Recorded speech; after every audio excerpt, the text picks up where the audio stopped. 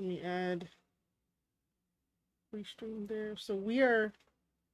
What up, guys? It's Marie Shadows. This is gonna be the boring part of everything. Because I'm just gonna go through, tell people I'm live, but I'd rather be live and just have behind the scenes stuff. Definitely behind the scenes stuff to make sure that everything is all good. Um, the go live notification on Twitch.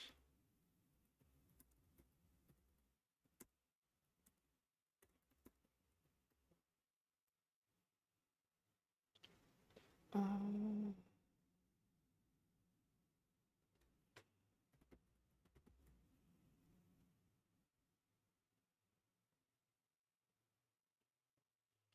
So thank you, whoever is tuning in over on the Twitch side of things. I need to check what's happening over on the YouTube side of things. We are multi-streaming here, so if I what do you call it? Um, if I do not have if I don't see your comment, I don't see your comment. But that's not me trying to you know, hold on. Ignore you. Give me a second here. This is like the first time in a very, very long time that I have decided to multi-stream. There's just some stuff we gotta talk about. Um,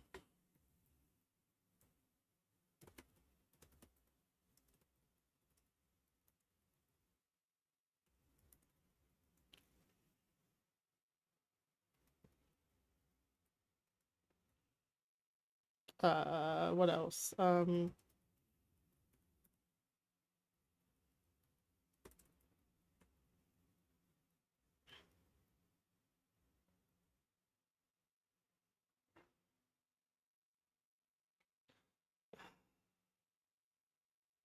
Think that should be good for now.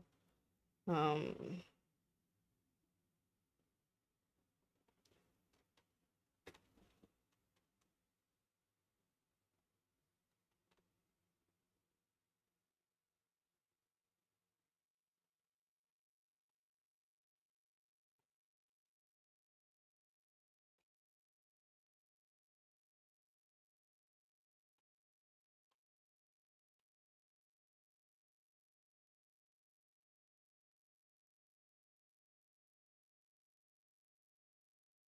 hope you guys like the thumbnail. Hope you guys do.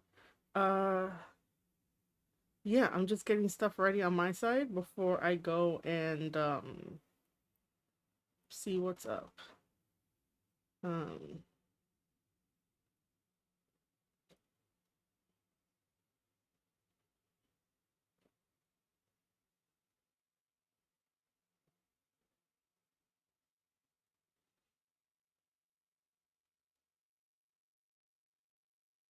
this is so different.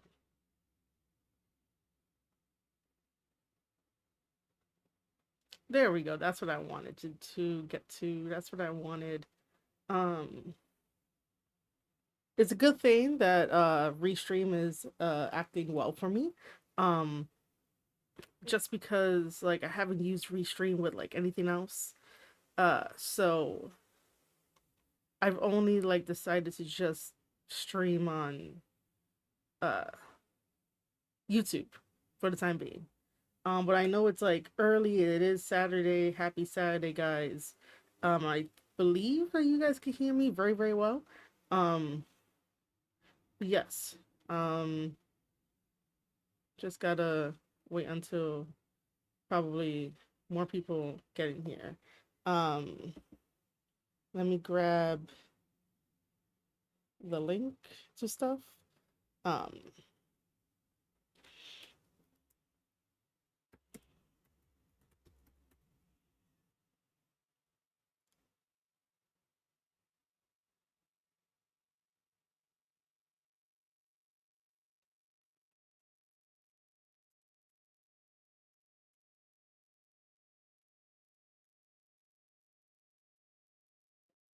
let me just see. Is this the same thing? It is the same thing. Um, It is. Let me just grab this link. What up to anyone that is watching and wondering like what am I doing? Um just making sure people have the links and just doing a bunch of stuff in the background until we actually get started. Um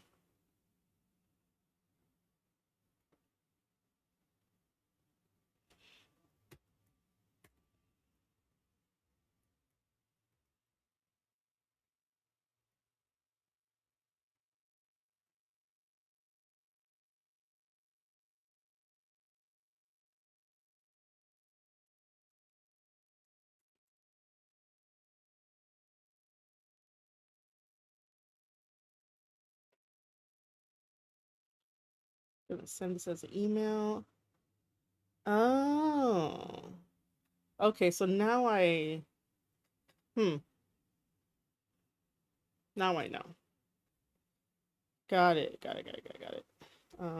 Let me add a picture. Let me add yeah, I'll add that picture instead. Okay.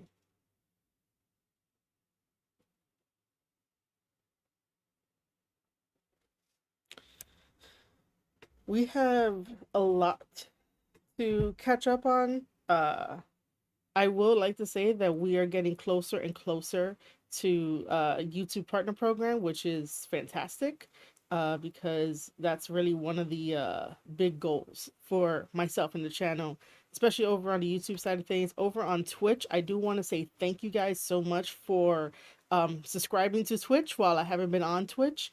But yeah, thank you for subscribing. I really, really highly appreciate you guys subscribing over there because that's very, very thoughtful. Just very, very, very thoughtful.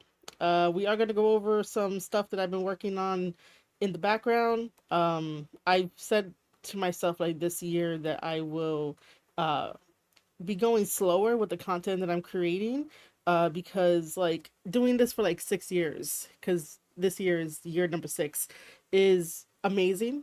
I love it. It's everything that I dream of, and this is what I love doing.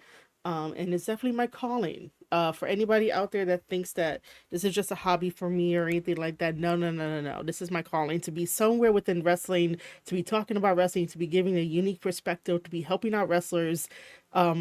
In any way, shape, or form, whether it's that to watch your match, to give you feedback, because my feedback is unlike anybody else's feedback. So you're getting a different perspective. You're getting somebody that thinks outside the box.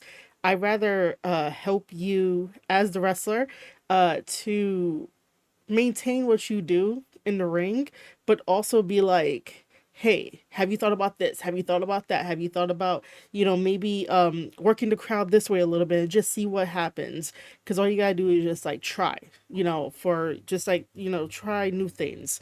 I know that there's a lot of different opinions out there, a lot of different people out there, a lot of different like internet people that would just say stuff, so you can't really like use what everybody is saying and put it into your arsenal. But at least, I will make sure that like if I'm reviewing your matches for like the tape study series, the tape study chatter stuff, I will make sure that there's something unique that I will pick up on and be like, yo, you should capitalize on that. By the way, if you guys are in chat, don't be afraid to say hello, whether that is both on YouTube and or Twitch. I will be showing a lot of visuals in a little bit. I just have to make sure that everybody across the platforms know that we are live. My poor Discord uh didn't I don't think it got the ping for it about me being live. But I should end up going telling them and stuff like that. But we are gonna go over uh the Rock and Cody promo because that was like what are we doing here? Even though I understood like halfway through the promo that I was like, oh, okay, I get it now. I get what he wants. But I do think that like um I feel like The Rock was somewhat all over the place, and like from his mind was all over the place. So that's why his promo came off the way that it did. That's what I'm going with. Um,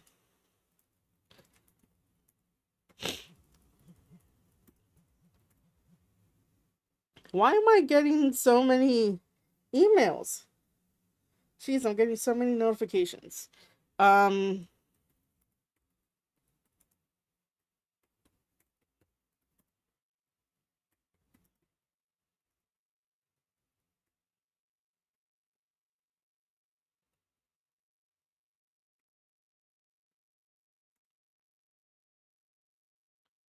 um,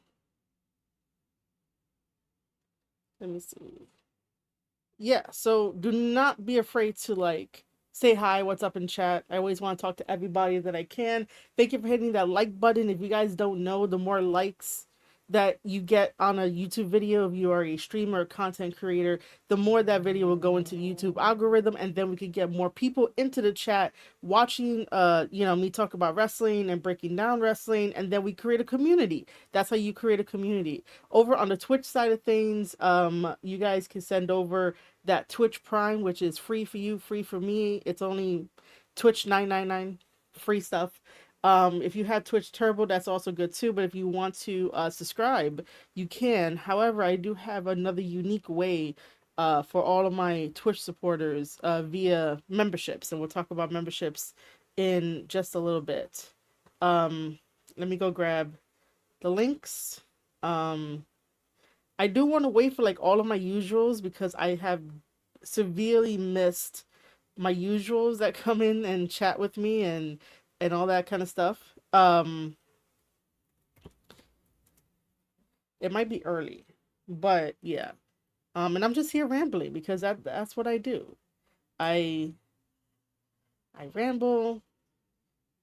I forget what tab I need to um use and what's what and where's what. And I'll tell you right now that if you are, you know, a streamer, you know the deal. Nothing is ever organized. So I am not organized at this very moment. Um, I'm definitely not organized at this very moment. Okay, so let me see. Restream is doing pretty well. Um, okay, I'm probably gonna get rid of this one. I could get rid of this one. Um,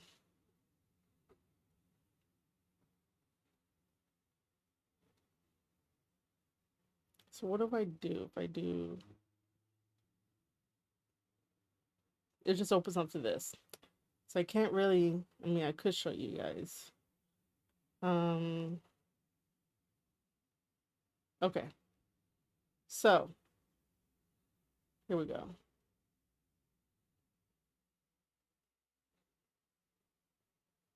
Now my brain is like, what do I show you guys first? Um, you know what I show you guys first? Um,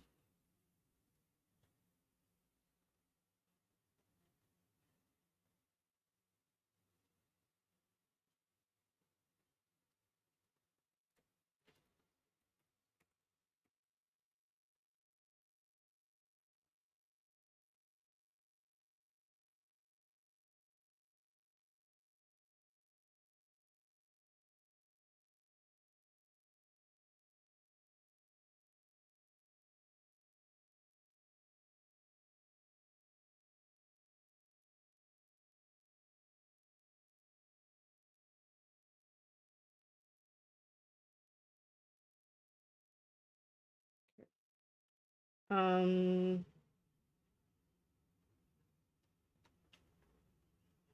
because most of the time you have to be your own big cheerleader when it comes to what you end up doing in terms of content wise. Um, I do want to say thank you to everyone that has watched the AEW podcast episode about the AEW ring, and we'll go over that. Even though I know people are gonna be like groaning at the fact of going over it, but just for people that have like missed it, you could be like, in case you missed it, here's this video. Um, I want to go over the New Japan Cup as well. I honestly rather like play it by ear and see who shows up and who says hi in the chat. Um,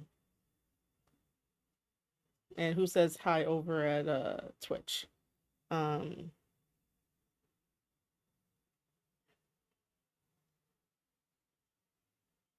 Let me just put that I'm live on Twitch.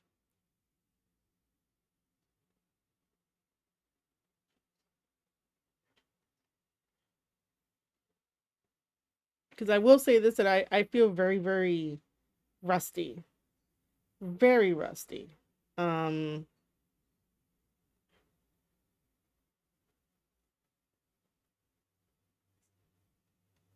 and there is like a lot of different types of gossips on Twitter, on the timeline, which I'm just like, there's so much, man. So much. Just so you know, the Square Circle podcast is really not into talking about drama unless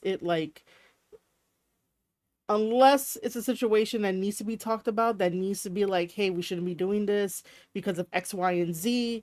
And like, stuff like that. But I'm not gonna like go through the stupid shit that we see on a daily basis on the timeline. Like there's no point for that, nothing at all. Um there's really, really no point for that. Let me just make sure I know how I'm doing this, or what I'm doing. Um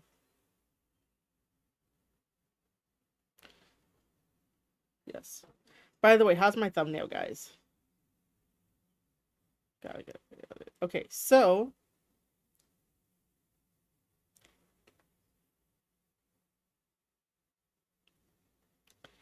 let's look at this for a second.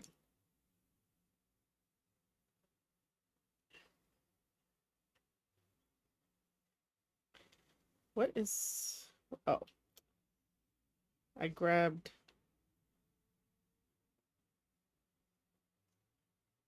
Okay, so I am just gonna reposition everything, and I'm just gonna talk about um my newsletter. If you guys don't know, I do have a wrestling newsletter. This got started in 2022, even though that's the year I got back onto Substack. Because I just think that, sometimes being a smaller content creator, no one really like helps out smaller content creators at the time. But yeah, publication going strong. Yo, Gills, what's up? Welcome to the chat. Thank you for being here. How's your weekend going? How's your day? But so this is the wrestling newsletter. So what it is that it is an extension of the Square Circle podcast. The Square Circle podcast is basically the name ever since 2019. October 19, 2019, right after that bad Hell in a Cell match that had the main event of Seth Rollins versus Bray Wyatt. It was all red and everything, and basically that's how the name came about, Square Circle Podcast, because it was easy. That's great to hear, Gibbs, that you are good. So I decided to create the newsletter version, and it went through a couple rounds of like different names for the newsletter. So we just landed on the Square Circle Podcast Hub. Just because I'm like, let's just keep it all the same, right? If you guys want to know, like, if you want to be a content creator, you want to be a newsletter writer or something, and you're trying to build your online brand, sometimes keeping your name or the thing that you use across all the social media platforms is a very good thing, because you get to have that consistency in brand name and just really deep with the brand, right? So like, I had the Square Circle podcast. That's my whole thing. Then I have Marie Shadows, which is, my personal brand. And then like I branch out to all the different types of what do you call it, shows that I do underneath the big umbrella of the Square Circle podcast. So if anyone is ever wondering out there, you could always branch, mix and match. Just don't get too crazy. Anyway, this is the newsletter that has gone through so many different like sections and stuff like that. So I laid it out this way. These are the most popular over here, talking about like New Japan and like Vince McMahon and stuff like that. But these are like the most popular ones. This is my MLW video here that I have been doing with Dos Evil. If you guys don't know who Dos Evil is, he is an amazing person. And I love the way that we like talk and connect and, you know, just love wrestling for what it is. So I'm very happy to be doing, you know, reviews of MLW with him. This is me talking about, you know, Jey Uso eliminating John Cena, WWE review. And then this here, the AEW Ringgate 2025. I know you guys do not want to continue talking about the ring, but like, listen, it is more about safety. And the more times that you talk about something, maybe in the future it gets fixed and we don't have to have any debacles. Because to me, it was just a really huge, big safety issue that anybody could have got hurt. And Buddy Matthews got hurt. So it's sort of like, what are we doing here? Why are we, you know, allowing this to pass on by, knowing that, and you know me, I do not like doing the whole like WWE versus AEW thing. But like, why, if WWE was to do this, you know, then we won't hear about it. Oh, I'm sorry. We will hear about it from the AEW side for many months. The thing that I want to really say is that if you know people that work in the business and that has been in different kind of rings and has set up rings and made sure that everything is all good and even trained in a ring, they know their ring sizes. That ring in Australia was 16 by 16. You can see how small it is, even when all guys are in there, including the referee that always is so overdramatic. And it's like you can tell the difference between space and no space. And also, the moment that your eyes see something different, it is the moment in which your brain will be like, oh, something is wrong. It's natural. It's a natural reaction for all the fans out there that were saying, there's nothing wrong with it. Why are you, well, not me, well, why are people talking about it? Blah, blah, blah. It's not that big of a deal. It is a big deal because of safety. I will always be wrestler and wrestling personnel safety first, more than, oh my God, give me the match. Oh my God, we have to have the match. I want a match. I want a match. Wrestler safety is important above it all. It is. Wrestler safety is above it all. It's very important. Also, I was not thinking of I was going to be waking up today to see that the podcast episode, because I do include the podcasts is on the newsletter. So basically, whatever podcast episode that I come out with and you see it on YouTube and you see it on Spotify, it will also be on the newsletter. The difference of what you get on the newsletter is a chat section with me, the tape study chatter that can't go anywhere else. Unless it is behind a paywall, and I'll get to that in a second. Inside the Locker Room is a show that I really want to do, where I basically talk to wrestlers and people in the wrestling industry and get their wisdom, like one-on-one wisdom, because that's just what I like. Yo, Millennial Noob. I don't know why I had trouble saying your name, dude. What's up, man? How's it going? Welcome to the Square Circle podcast. And also, how has your day been? How has your weekend been? I'm currently behind my newsletter, so you could just hear my voice at the moment, but I really want to focus on like talking about the newsletter and what people can get and stuff like that. By the way, guys, thank you for all the likes. And if you're over on the Twitch side of things, thank you. Anyway, So yeah, on the Square Circle Podcast newsletter, you will get the same podcast episodes, because I believe that like podcast episodes should be free to the public because it is a public discussion about professional wrestling, and I want to have discussions about wrestling. So I leave all my podcast episodes for free. The only time that like you'll have to pay for something behind a paywall would be for like tape study chatter, because that's me going in depth into watching a professional wrestling match or dissecting a wrestling promo, and you wanted to know more about it and you wanted to hear the story about it. Like that's more intensive. But I was not like to wake up to like 110 downloads for the AEW Grand Slam Australia. That knocks it out of the park for the Spotify uh side of things. And over on the YouTube side of things, thank you guys for bringing it to 198 views, and I love you guys for that. Noob, that is amazing that you're doing good, buddy. And yes, I did watch NXT Vengeance Day. Vengeance Day was like really, really good, man. Okay. Um, I will say this though, while we're talking about Vengeance Day, even though I am a Eddie Thorpe fan and an Eddie Thorpe supporter, because I did like review his matches and I made it into a tape study series when he was in New Japan Pro Wrestling, and he kind of you might remember his name as Carl Fredericks in New Japan. I was not ready and or thinking that they would have give Eddie Thorpe the win over Trick Williams, but he needed it. He needed it. Um, so other than that, other than like the podcast and stuff like that, I just want to say thank you guys for 110 downloads on the Square Circle podcast for the AEW Grand Slam, talking about the ring and stuff. And this is how everything looks. This is how it all looks.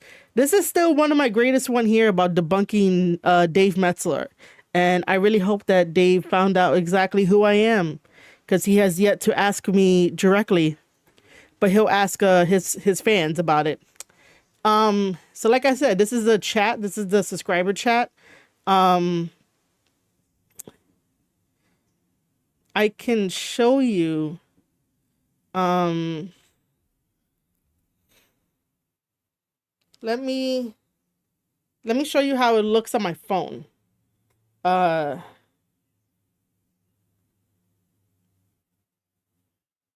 that's the wrong app.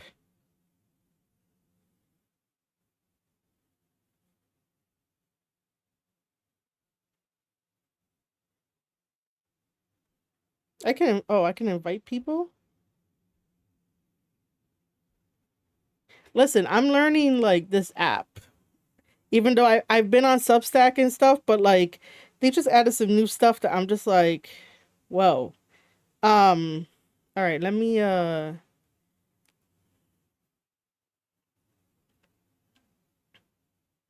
what up guys? Good to see my face again. So this is how it looks on the phone as a thread, right? So like I will put a picture, say some stuff. I will send this to everyone's email. And thank you to the 133 members, even though I have 135 members. But thank you to everyone that signs up to the newsletter. But yeah, and then we get to have a conversation about it where you can leave a reply. You will need the Substack app in order to like do that. But I do want to have more serious wrestling conversations over on my Substack app, because it is supposed to be another like community over there, community building. So if anybody out there basically wants to be a part of that, that'll be fantastic. Um,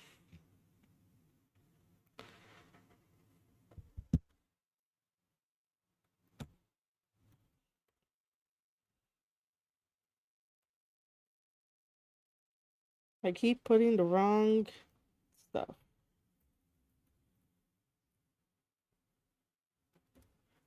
Okay. The link is in the chat over on YouTube. And the link will also be over on the Twitch side of things.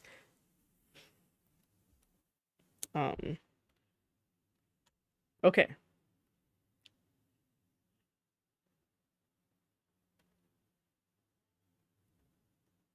I keep forgetting how to do this. Like, this is how you know I'm so rusty at streaming that I'm like, where is everything? I have not streamed in so long that I'm just so used to making videos and be like, hey, this is my thoughts on this. This is my thoughts on that. But like, I was really kicking myself in the ass to be like, yo, we gotta do something. I gotta do something. I gotta stream something, talk about something. Because I really do miss like the community feel and everybody coming in, and I'm really not expecting so much for today. Just because it is a weekend, just because I'm not being consistent on streaming. When you are consistent on streaming, people show up, and then like when you like stop streaming for a bit or take a mini break, it's hard to get that. It's hard to get that back. But let me just quickly go through. Wrestle Sheet is where I get wrestling news and I write about it and I upload it and stuff. My New Japan content. I did talk about Wrestle Dynasty. I talked about well, this one here is about like the actual Wrestle Dynasty commentary, because I still think that it is absolutely ridiculous that Chris Charlton got suspended just because Tony Khan got his feelings hurt, but yet then we have Gabriel Kidd showing up on Collision today to fight the Butcher of all people. This is the tape study chatter. Why did I put this in tape study? This is not, because I guess because I broke down the promo. I guess it counts. I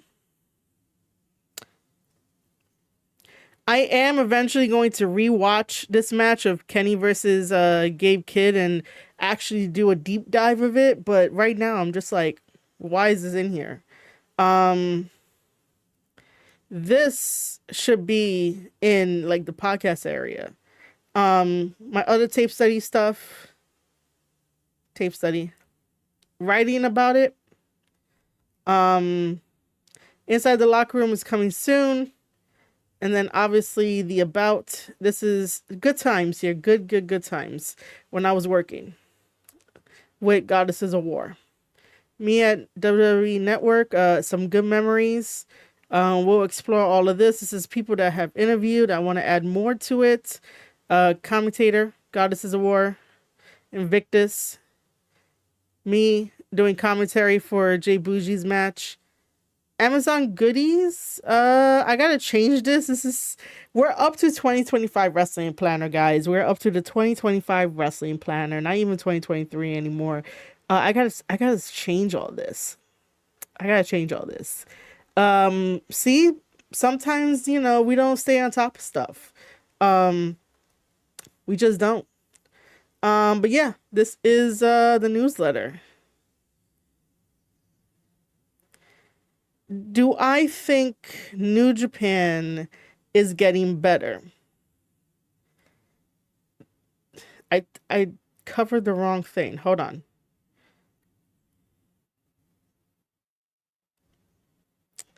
Do I think New Japan Pro Wrestling is getting better?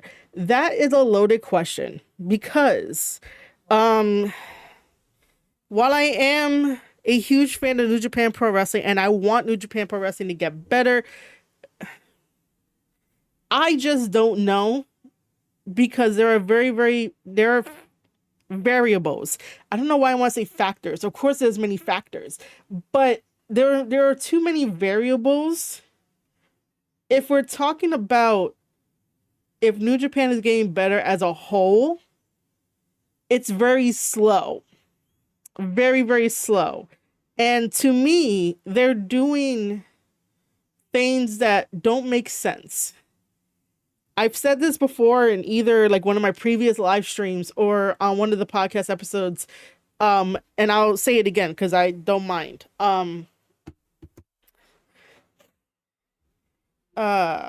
No, please do not leave my my mind. I don't want my thoughts to leave my mind. Before the AEW partnership, New Japan, even though New Japan is gonna have flaws, every single wrestling company is gonna have flaws. That's just the way it is. Before AEW, New Japan was doing things the right way that suited New Japan best. Did I have some gripes with some of the stuff that they were doing before AEW came in? Yes. Was the biggest stupid thing that they did before AEW came in was doing hot potato with the Never Openweight Championship title, and then we had the debacle of the Good Brothers getting signed by WWE, even though they were still like having a New Japan belt, and Carl Anderson took that over there, and then Carl had to fly back just to drop the belt, and then they give the belt to they gave the belt to Tama. Tama dropped it to Carl. Carl went over to WWE, had to fly back, drop it again. Like, that whole shit was really stupid. So there's just a bunch of different factors, a bunch of different variables. But as of like 2025, it's getting better slowly. I was really, really surprised during the New Beginning where we had Shingo versus Drilla Maloney, and I'm huge fan of both of those guys. I'm a huge fan of Shingo and Drilla, and like Shingo is the guy that you would need to have on your team, on your roster. Like, if someone ever asked me the question of like, who would you want to have on your roster, you definitely want a guy like Shingo, because Shingo understands crowd reaction, how to work, and like how to present himself. Like, I love Shingo. Maloney is the same way. Maloney is like, what you see, what you get. It's probably the same kind of deal. And if I ever was building a roster, I would also have him on there too, because I know that he's a great worker. I know that he could tell a story. Like, I love the way that Maloney and Clark Connors come into New Japan Pro Wrestling, and they make it their own, and they bring a good style to New Japan Pro Wrestling that like it haven't been there before, because AEW took fucking everything. And for people that are going to be watching this live and or on VOD and giving me comments and stuff like that, and wanting to know why I'm always either attacking AEW, or if you think that I hate AEW, no, I don't. You guys could go back into my back catalog during season 1 where I was defending AEW. So, it's not about hating the company. It's more about they were good. They started off really, really good, but now we have gotten to the point where all the baggage, all the lies, and the dirt sheets don't help them. So they have lost a lot of fans that were fans of the product, and it's all bad faith now. So again, I don't hate AEW, but the way that they just gut the business, in the most obvious of ways, really does damage to the business overall. Yo, Denisha, what's up? Thank you, Denisha, for stopping by. How is your day going? I mean, WWE also kind of took the Good Brothers from New Japan and TNA. Listen, the Good Brothers were shopping around by themselves. So whoever was going to give them the contract, whoever was going to like give them the most money at that time when they were jumping from place to place to place to work, right? Basically, like, that one is off the table. What? Yo, Joseph, I'm so sorry. I did not know that was a thing, but I did read your comment. I am so sorry. That was not that. Oh my God. Nightbot. How dare you, Nightbot? Oh, come on. Oh. I didn't know that was a thing, but I saw your message. I appreciate you, JJ. Thank you for stopping by the way. But the Good Brothers, the Good Brothers basically they were shopping around, so you can't really be like, oh, WWE grabbed them. No, like WWE was like, hey, you guys are former Bullet Club members, and who's a big fan of Bullet Club? Triple H. I would know. I would know. Like I don't tell this story often, but like I think I told it like sparingly when I was working at like WWE. Um it really was weird. Um yeah, I probably should take off Nightbot. Um you know, let me go and and by the way, the story that I was gonna tell when I was working at WWE has to deal with that chapter in the Young Bucks book about like why they got the extra money when they were talking to Triple H right after All In.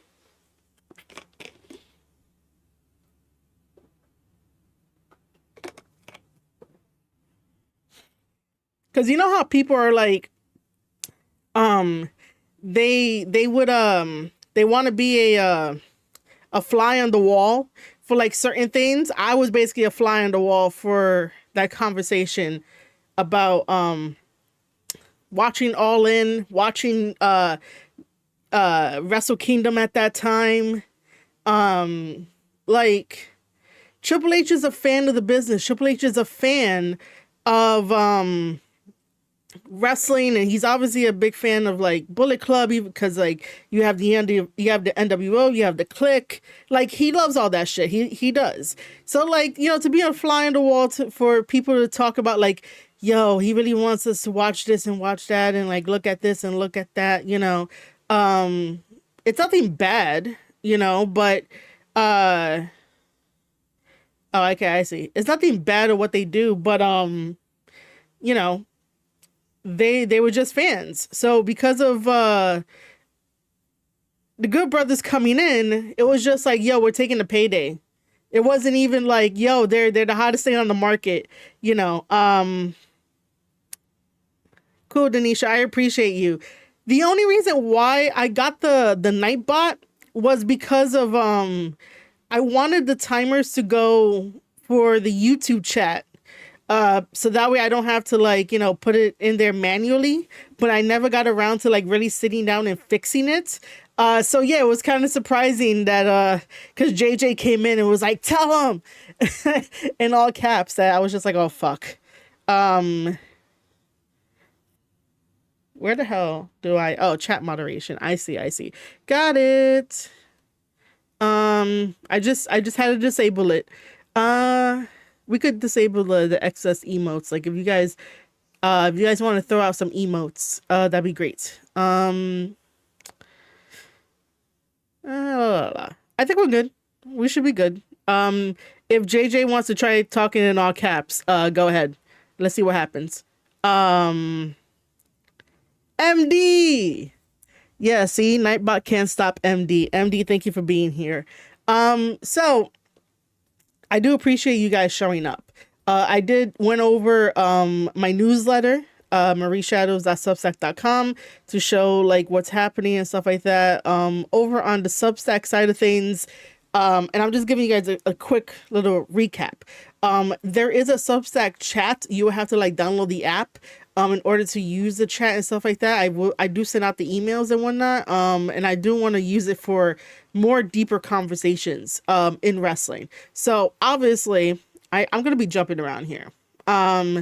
So obviously, last night was with The Rock and Cody Rhodes, as you can see in my thumbnail behind me.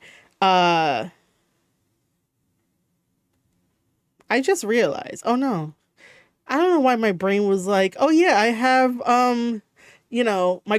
my my green screen up. No, I don't have my green screen. Like my damn brain. Anyway, um we all saw yesterday on Smackdown that it was The Rock and Cody Rhodes. I don't understand, what is this need. Yeah, dude, I'm gonna be jumping around like Tony Khan's booking. I fucking love that. Um, so I also don't want to bore you guys with like the stuff I want to talk about, so I rather jump around. Um, which I think talking about Cody and The Rock is a segue to, I don't know, the fourth wall stuff. Like, I don't know. I'm gonna try to make it work. Anyway, so I just don't understand why on Twitter do people just, jump to conclusion about The Rock being there. Cody is talking with him. I do think that The Rock had so much stuff up here that he didn't know how to get out what he wanted to get out. But after a while, I was like, oh, now I know what he wants to do. That is why the title of this live stream is called Corporate Cody Rhodes or Homelander Cody Rhodes. Like, which one are we feeling? Like, I would rather have Homelander Cody Rhodes because everything is pointing towards Homelander Cody Rhodes rather than a corporate Cody Rhodes. Like, can you really see Cody like listening to people?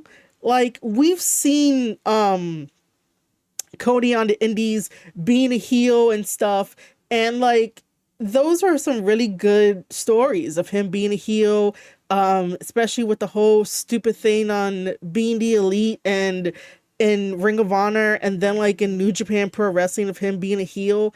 But Cody doesn't work well if you tell him what to do. Cody works well when he is Homelander Cody Rhodes because he could do whatever the fuck he wants. It'll be very, very similar. That like The Rock can handle everything in the background. Cody Rhodes goes off and does Homelander Cody. Evil Stardust, I would love that. Like, for us to get Evil Stardust, you would have to convince Cody Rhodes to do Stardust, dude. You would have to convince him. Cody is mad hateable. He needs to embrace it. I felt that in my soul because that's exactly what I felt when Cody was in AEW. Oh my God. Cody is mad hateable. He needs to embrace it. I'm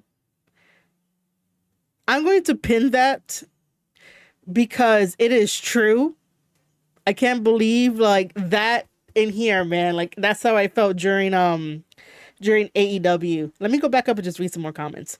The Rock's promo was great. If you didn't understand it, then you need to watch a mob movie. Yeah, I think the main problem with the promo was that he kept going around in a circle, like what he was doing. What was it, last year? For like that build for WrestleMania, like WrestleMania 41.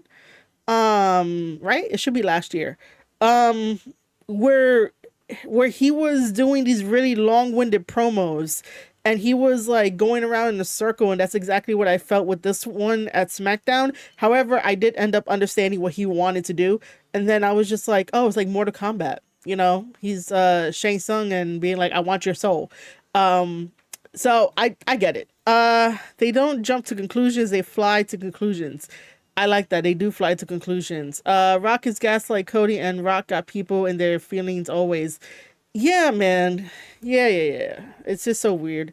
Yo, G Coalition, what's up? Thank you for stopping by the stream. How has your day been?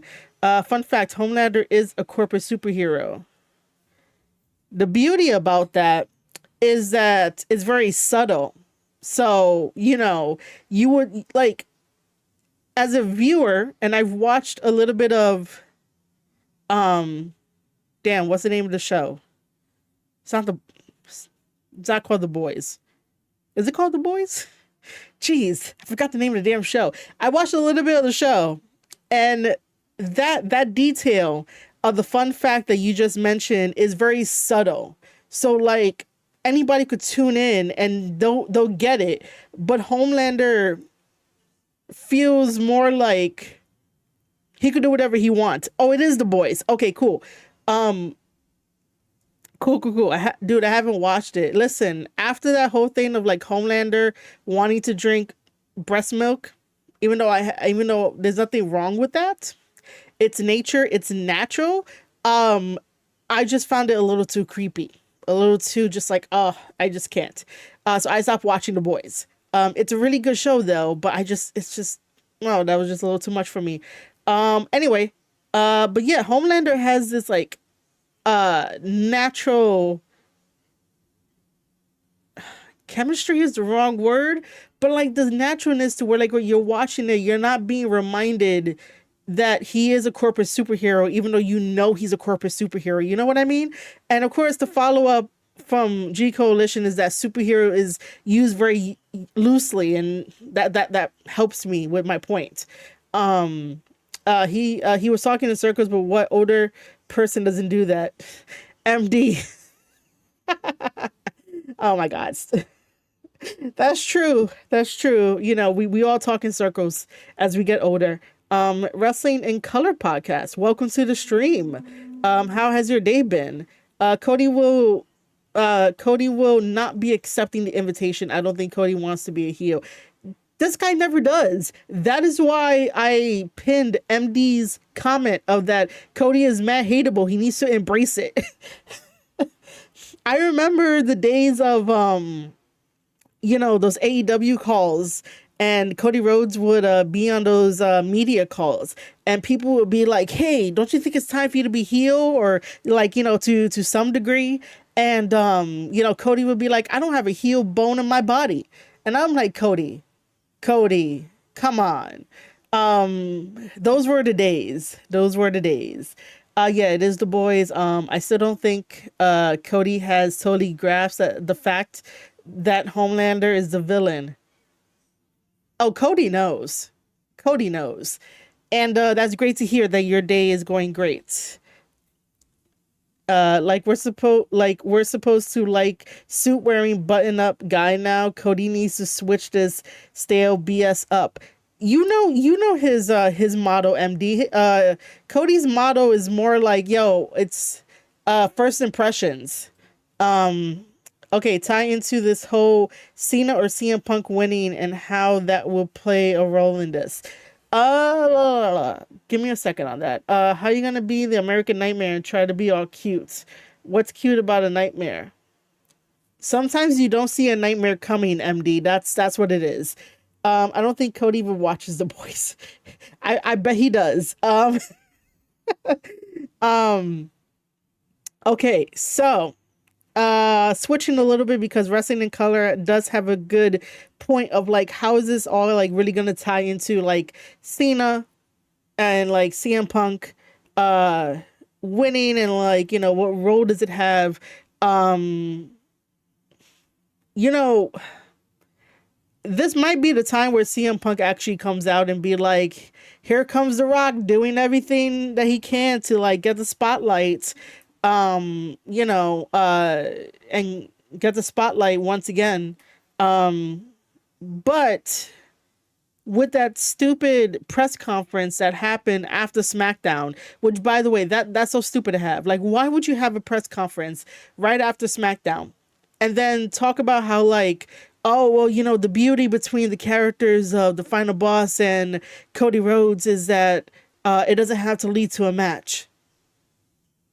While that's necessarily true, create a sitcom. Like, create a podcast. Create something similar to Being the Elite, where it's just, The Rock, Cody, side characters, if he's going to say that. Rather than being like, oh yeah, it doesn't have to be a match.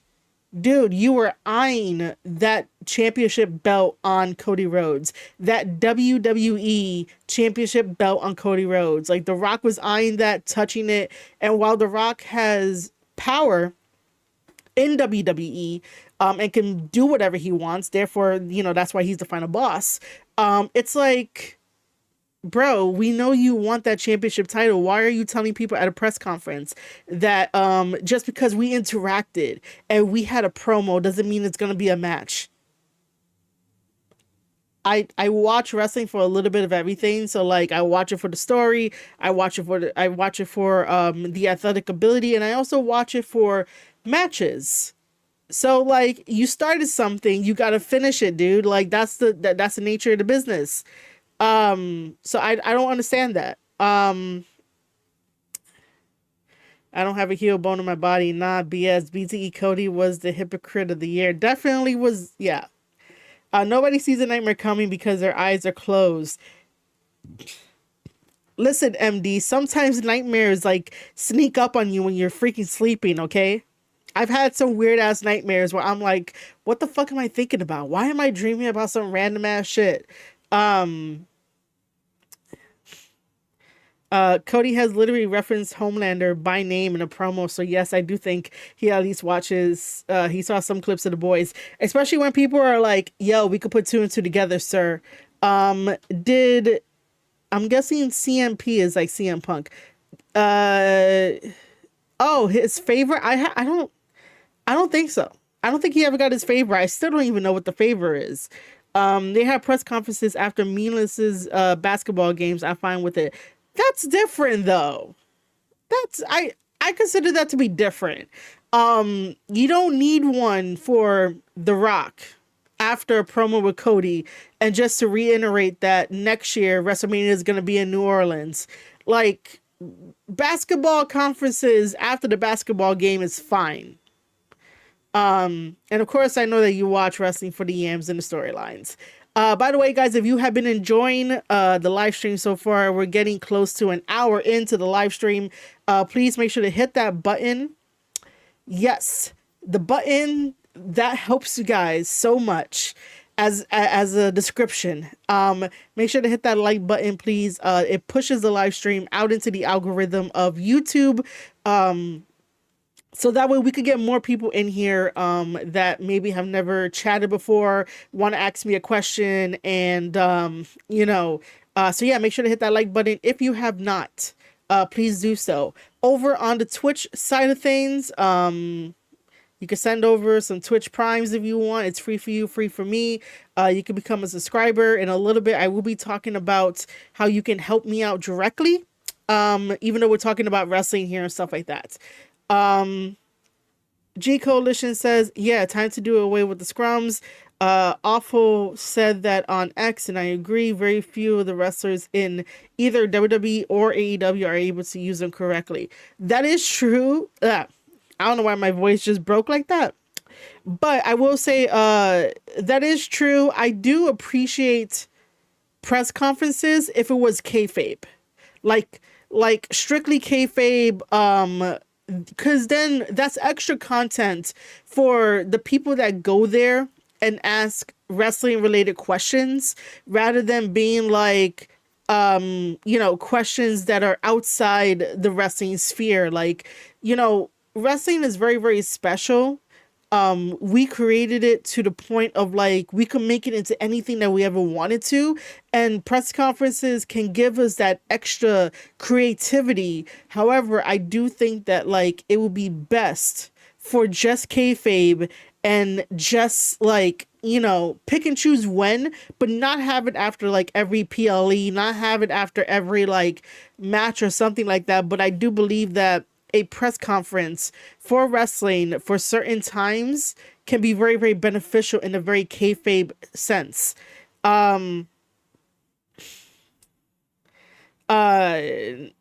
Nobody cared about that press conference. I didn't even know it was happening. I was on Twitter and I was like, what? There's a press conference? The Rock had to do it to clarify the promo, amongst other things that confuse people. Let people be confused. And then later on, he can explain what it is. But let people be confused, because then that creates more buzz. That creates more talking points. Somebody will break down the promo. I could break down the promo if someone asked me to. Like, let them be confused. Yes, we do.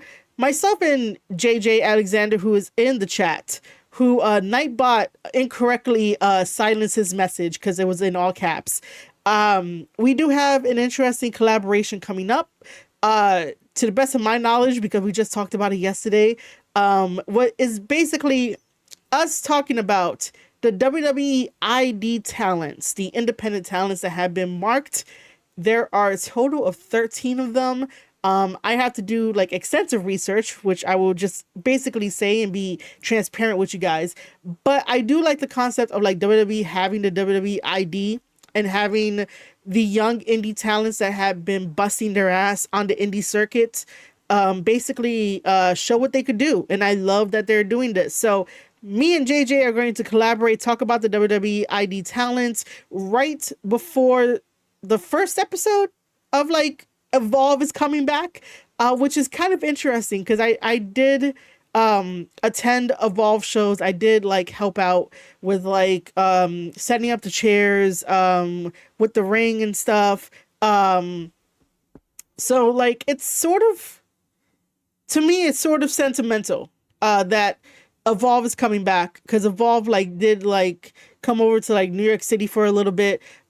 There is this venue. I don't wrestling companies have not went to this venue yet over in Queens, which is called La Boom. And La Boom is very famous for putting on wrestling shows, mainly lucha libre style wrestling shows. And sometimes it will be booked to have like Evolve was there. That's like the first time I ever like met Gabe Sapolsky, but he's not gonna remember that, even though I told him like, dude, I helped out during one of the shows.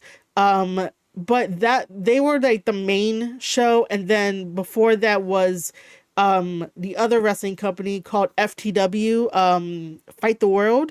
Um and that's where my cousin would wrestle, and I would go with him and stuff like that. So like great times, dude. Great times. But yeah, me and JJ are gonna be collaborating on that, talking about the talents, talking about Evolve, and then basically thinking about who else on the indies uh needs a little bit of a shine, a little bit of a spotlight and stuff like that. So we're gonna have some fun. Look out for that. I would definitely keep you guys updated again uh for like all of my socials. I'm really active on Twitter. Then we have like, you know, my Substack, and then we have like the YouTube community. Um I guess we got to share some FTW stories, man. Oh my god. And it should be the same FTW that we're both thinking of. This world is like so small when you start working in the business and stuff like that. Um for those of you that are lurking or just tuning in, or you know, just passing by the YouTube side, I used to work for WWE, as you guys know, but I also work on the indies. So like, yeah. Anyway, um, let me see.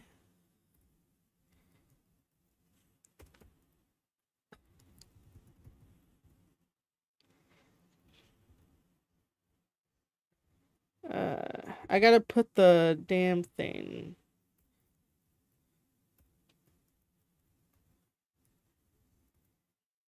Okay, if you click on the link in the YouTube chat that has the campsite.bio, that has, it's similar to a link tree. I just like campsite a lot more better because I could like embed like certain videos and like my podcast and stuff, but all the links are updated. I'm very active on Twitter. I'm active everywhere else. Like, I don't know. Anyway, let's go back up. The people asking questions in the press conference make the press conference. They were just asking super mid questions after seeing The Rock's promo. I heard that somebody asked about like what's The Rock's cheat meal, and I'm like, dude, he's been talk about like his cheat meal and stuff like that. Like he's been doing that. Um, what else can I do in my YouTube chat? We could do reactions, timestamps. I love timestamps. Um, hmm. Can I? I could. That's what I wanted to do. Um,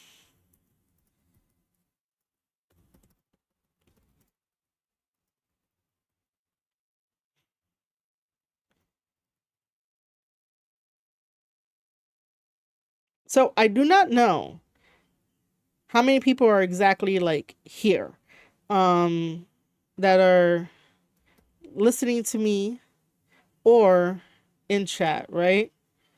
So I am gonna do a poll, right, over on YouTube. The question is gonna be, do we get? Oh, hold on, no. Which Okay. So let's say Cody Rhodes accepts The Rock's offer. By the way, if Cody Rhodes takes The Rock's offer, he's basically making a deal with the devil. Okay, he's definitely doing it. You know, I was really thinking of making a video and being like, "Yo, Rock, I'll take you up on the offer," right? But until he got to the part where The Rock said, "I want your soul," I was like, "We can negotiate, buddy. Like, I will negotiate with The Rock." But if he had not said, "I want your soul," I would be like, "Yo, I'll do it. I'll take the position if Cody doesn't want it," because we all know that according to Cody, he doesn't have a heel bone in his body, so he won't be able to take it. But I will be taking it. Like, I would take it in a heartbeat. But then The Rock was like, "Oh, I want your soul too." Sir, I like my soul. I like my dignity, my integrity, and just my overall passion. So we might have to like negotiate on that. So what I'm gonna do, right? Let's just say that Cody Rhodes does accept The Rock's offer and him making a deal with the devil. The question is gonna be, which Cody Rhodes are we getting? You have the option to choose Homelander and the option to choose corporate. And I'm gonna start the poll, right? So choose in chat. And I'm going to be right back. Damn, you guys are like corporate. You guys are like Cody Rhodes is gonna be corporate and that's it. That's final. But yes, I'm going to be right back and I'll be right back. Just vote in the poll while I'm gone. And then you can, look at the background for now. I'll be back.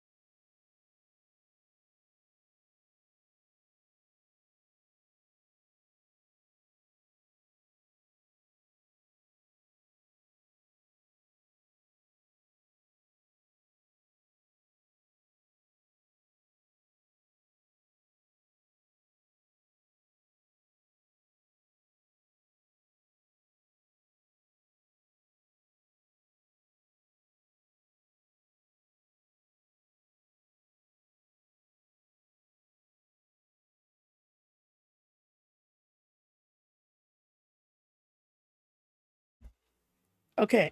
All right. So I'm back. That poll is gonna stay up for the rest of the stream. Um,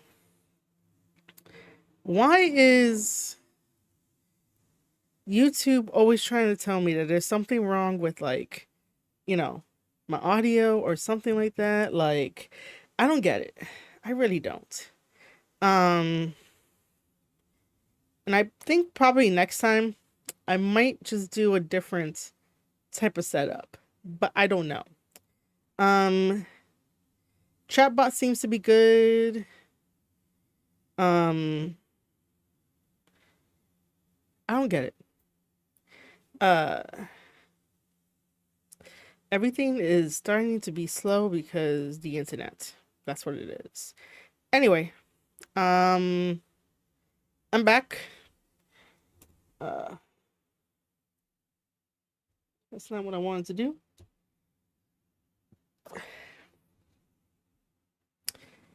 We are probably going to switch gears for me to talk a little bit about Fourth Wall, so that I can have it here in the stream. And then we'll get back into wrestling. Um, so if you have not voted yet, make your voice known and heard, because right now corporate is leading the charge. And if you want, tweet out that we're live together on YouTube, to bring some more friends in and chat with us about wrestling. So MD says all Cody ever wanted to be was the corporate champ.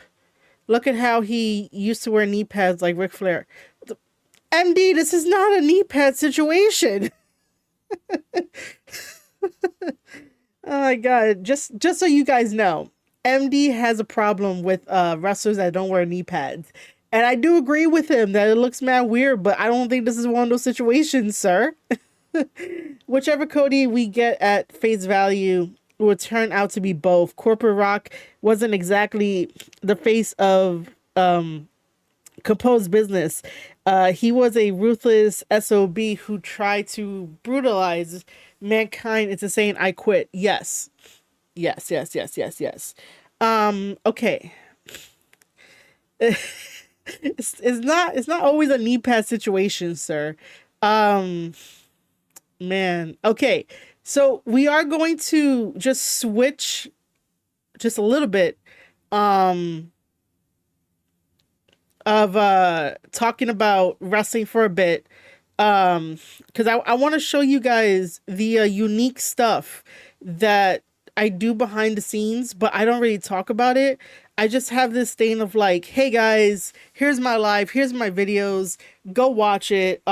Sometimes you have to like be your own cheerleader for the things that you love and you create. I do a lot of free stuff, but I really don't drive the point home of like, support my work via this or that. We are very close to getting into the YouTube partner program. I did check the numbers today. We are at 2,802, I believe. Hold on. Where are we? We are, yeah, at 2,802 watch time hours out of 3,000. So once that happens, we'll be able to have the YouTube super chats. We'll be able to do a lot more stuff. It'll be very, very new for me, very, very new for the community. But just so you know, every streamer, every content creator always says that you could always help out the creator directly. I will always say that I will always keep the podcast free. Chats that we do are going to be like pick and choosing. Other things are going to be pick and choosing. If that makes sense, that really doesn't make sense. But I don't talk about Fourth Wall enough. Fourth Wall is very similar to Patreon.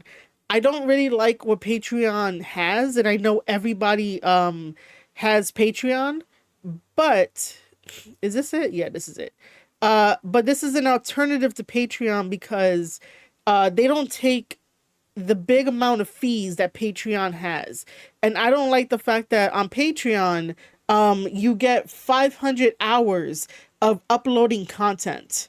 Over on Fourth Wall, you don't get a limit to how much stuff you can upload. So if we're doing a bunch of like tape study stuff and like interviews and I want to put the videos up there in addition to putting it everywhere else, I don't have to worry about the time limit.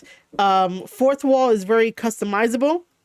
Even JJ is not a fan of Patreon, which is woohoo, awesome. The cool thing about Fourth Wall is that I also get to have my merchandise on there as well. So it's a win-win situation to where I can have it become a website. So, what do you mean what happened to chat? Chat is totally fine unless like something happened. Um you might need to refresh Gills if something's happening on your end, but chat is totally fine with what I'm seeing. There's also the poll too that you guys could continue on doing. So as you can see, there's my fourth wall. Fourth wall acts as a public website, so you get to know who I am and what I've done in the business. And this is why I love my fourth wall, because I can instantly show that and be like, hey, this is who Marie Shadows is. Is the chat in the room with us right now? I think so. I think so. Anyway, I do have to replace the top banner because I no longer have the discount for the Love You Solo merchandise, which we'll go through in a little bit. But I do have a new discount on the website where it goes automatically, whoever shops, it goes automatically to your checkout and your cart. Basically, you get 15% off in addition to free shipping. So I am giving that out. So basically, let's go through it. My logo here that I might have to change. We have my home, the feed, the all products, and it does tell you when I'm live, which is a good thing. So if I click on it, it goes over to the Twitch side of things, and I'm live on Twitch. Even though I'm not sure if it'll show you. But yeah. It shows you when I'm live on Twitch. There's my throne, my wish list. So like all my links are here, including Discord. If you guys have not, entered into my Discord realm, please go do so, because that's another way to keep up with me. Cody and Rock, it's like Little Mermaid Ariel made a deal. Oh yeah. Oh, that's another way to think about it. That's a good point. Thanks for bringing that up, Denisha, about how like in The Little Mermaid, Ariel made a deal with Ursula, but Ursula was like, I'll take your voice instead. I guess this is very similar. If like Cody chooses to go with The Rock, I'll take your soul. Anyway, so yeah, you get to see where I worked, what I've been doing and whatnot. And then like all the little montage pictures, especially with the tickets. I did ride the Metro North Monday through Friday. Loved it. Here are pictures of me on the Metro North with some buddies, with the women. There's a picture of like the NXT and Smackdown shows that I worked on the WWE Network. Like I took pictures of everything. I wrote down everything. I kept everything as like memories and stuff like that. Like I was not gonna be like, oh, this is just another thing. No, this was my dream job of working with WWE. Even though it was not in a writing capacity, I still got my foot in the door and I accomplished a dream that most people will never like accomplish, because they talk a lot of talk but they don't put in the work for it. So I did work on NXT shows and Smackdown shows for the WWE Network. So basically, let me just explain what the WWE Network was. It was the first ever of its kind for any kind of wrestling company to have their own streaming service. And it was, in hindsight, the very good thing about professional wrestling, and also the very good thing about other things as well. So I worked on the network to make sure that the SEO, which stands for search engine optimization, was up to date and up to par. And depending on what you guys were searching for, you would not have gotten something random in your search. So for example, I always use this as a means of like examples. So if you wanted to search for all John Cena matches, you will get John Cena matches. You're not going to get a random match from WCW that included a ladder match if you didn't search for that. If you search for ladder matches and like they have to be in a pay-per-view, you'll get that and you might get something random, but you really shouldn't. So I made sure that whatever you were searching for, you were able to get it on the WWE network. That was a fantastic opportunity. And so I recorded, again, I wrote down all the shows that were given to me. And I did mention while I was being interviewed on Toonie Talk Wrestling and also talking about the whole Uncle Dave stuff, that I was able to really tell them what I wanted to work on because they gave us a choice. I made sure to not get any kind of reality shows. Like I did not want to watch Total Divas and do that. That to me is sort of like mind numbing because it was so badly scripted and it really did not do well to present women's wrestling in a very good light. I really do think that Total Divas did not help women's wrestling at that time. It was already struggling. You don't want to continue to show that all women wrestlers are catty. You don't want to show that. You want to show the good side of women's wrestling where it's not so much catty like and kind of make it feel as if like that's all women ever do is become very catty. We're all different. We're not going to be just catty for the sake of being catty, but then it is a reality show where drama sells, and I understand that drama sells. But at that time, when we had Total Divas, women's wrestling was fucking suffering. You don't want to make it suffer even more. So that's why I don't like Total Divas, because I think that it just harmed it more. Other people are going to feel very, very different because they grew up liking the fact that on television, all we got was reality shows. And I will say that, yes, I did grow up watching reality shows such as Maury and Jerry Springer and like, those kind of shows and stuff like that. And also like MTV Road Rules and stuff like that. But I wasn't really like heavily immersed into watching reality shows 24/7. But when it strictly comes to going behind the scenes of like professional wrestling and something like Total Divas, I really do think that it hindered and hurt Total Divas. It hindered and hurt women's wrestling somewhat a little bit more, just because, like I said, women's wrestling was already like in the dirt. You don't want to make it go further down in the dirt at that time, which is very important. That's why I'm always saying at that time, because it's a particular time in history that I'm talking about. So yeah, I was able to get, I got some WCW stuff, I remember, but you can't really see it all in the picture, but like, those are the shows that I worked on the WWE network.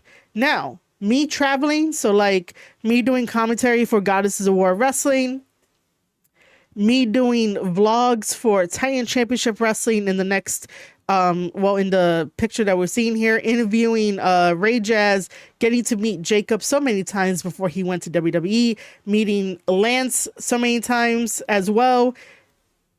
And then Juicy Fatu's in the back, seeing Juicy Fatu and Lance become tag team champions. And then in the bottom one of the first time ever, I believe, that's when I introduced because that's the bigger book.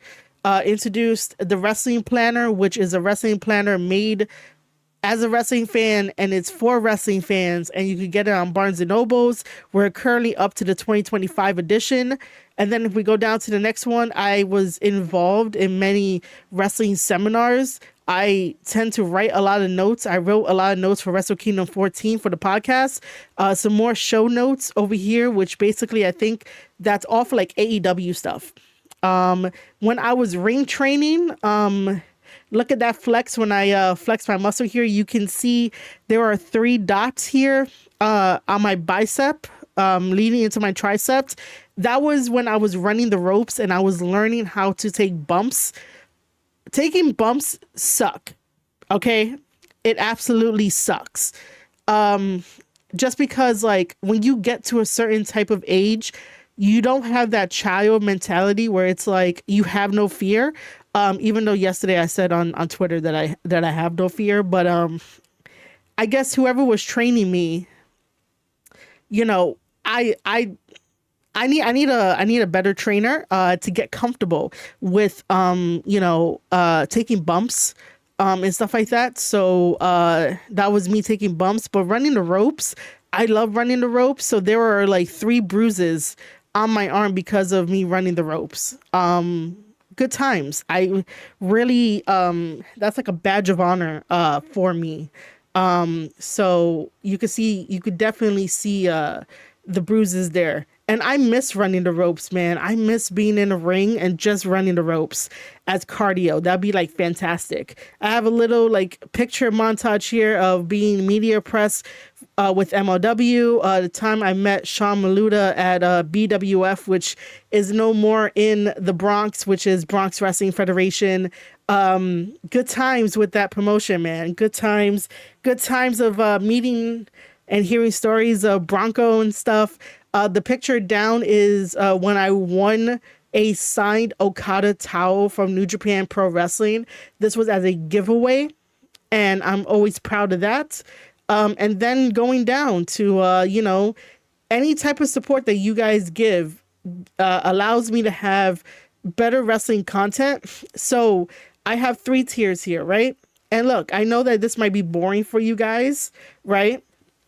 I know this might be boring, but this is, what I do in the wrestling business. Again, I don't flex any of this stuff because the moment that I do, everyone is going to come out of the woodwork and be like, I'm lying, I'm this or that, or whatever the case. So I'll let people believe whatever they want to believe. If you want to ask me straight out, all you have to do is just ask me the question in a very like, I want to learn about you kind of way. Not no try to be like, oh, I got you kind of bullshit. No, if you have a question, you can ask me the question. So, that's like how I approach things. Man, I'm getting bots over on what do you call it? On Twitch. How do I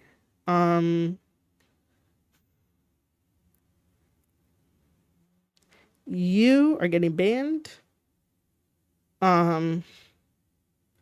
Okay, so I like I said, if you have a question, you could always ask me the question. But if you're gonna try to do a gotcha type of deal, no.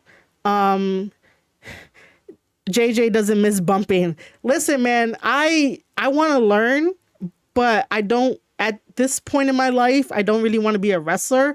I just want to be, learning just in case if I need to take a spot, if it ever comes to that, I know how to like, prepare my body for it.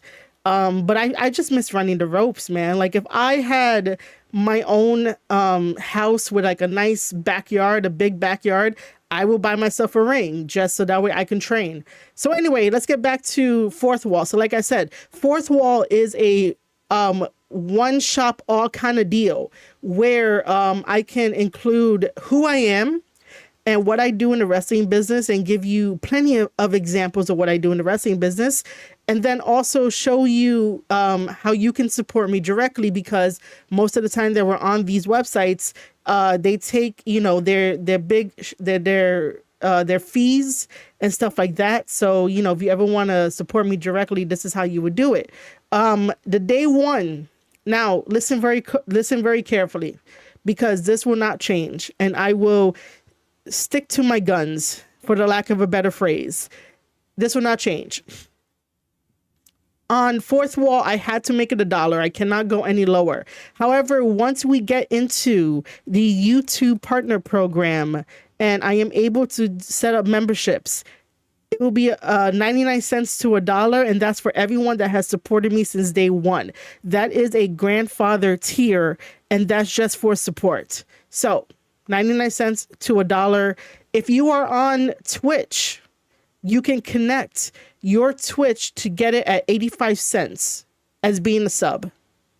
This is what I like about Fourth Wall. Patreon does not really have this. Patreon does not have this integration. But Fourth Wall does. So Fourth Wall has it for 85 cents if you want the day one early supporter And right now it's telling you that we're live. This is what you get. The same thing with the tape study. I made this one because it's only for tape study stuff. If you're only interested in me talking about certain wrestling match breakdowns and promo breakdowns and stuff like that, that is what this is. And again, you can get it for $5.95 if you are connected to Twitch as a Twitch sub. Only for that. And then if you want to, you could do the VIP experience where you get everything for the first two for $10 as a Twitch sub. This is going to be more where it ties into Substack. If you end up getting the VIP experience, which is $12 a month, and or the $10.20 as a sub, hopefully it lets me know what you do. You will get comped for a year to my Substack, which is $75 a year.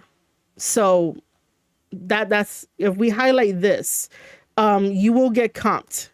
So that means that if I put anything behind a paywall over on Substack, just in case if like nobody sees the fourth wall stuff, you would get comped for the year. So just think about that. It's options. It helps me directly. And yes, again, I don't want to make this live stream boring and being like, oh, you know, you could pay for this. You could support me for this. I really don't like that. But I don't talk about this enough to let you know that it's out there. But it is out there. And now that you know it's out there, you can, you know, go see it for yourself. And then the last thing is about all the wrestling swag, which is this gotta go. But you could get your Love You Solo candle. You could get your Love You Solo shirt, hats, cups, wrestling all day merchandise, buttons, stickers, journals. I'm very, very big on journals. So like if you guys ever get me something, I don't know, I'm just throwing it out there. I like plushies. I like animal plushies, Pokemon plushies. My favorite Pokemon is Growlithe. If we ever get to a point in life where we can have a Pokemon farm, I just want Growlithes and Arcanines because those are that's my favorite Pokemon in all of Pokemon is Growlithes. So, you know, I love Growlithes. So my cup, which by the way, Denisha has bought my cup, the star rated cup. This is just amazing.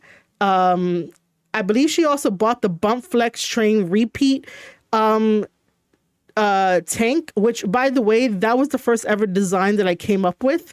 So the Bump Flex Train repeat merchandise is is basically an OG merchandise that I ever came up with. Star rated stuff. This is supposed to be a spoof off of Uncle Dave's star rated matches. So that's basically what it is. And then if you want to, you can get it all from 1 to 7 as a shirt. If you want to feel like today you're a 7, you buy the 7. If you feel like you're a 6-star today, you could buy the 6-star. And then, like I said, 15% discount plus free shipping is applied in the cart when you go shopping. And this is why I thoroughly enjoy Fourth Wall, because like I said, you get to know who I am. You get to see the pictures of what I've done in the business, what I made. You could support me with a membership. You can buy some merch.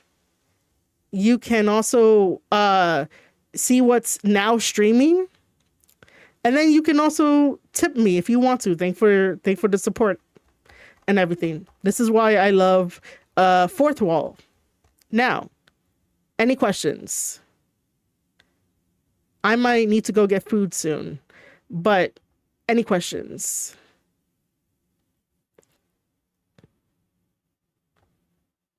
Let me take this out. Any questions? But yeah, I might need to get some food or something.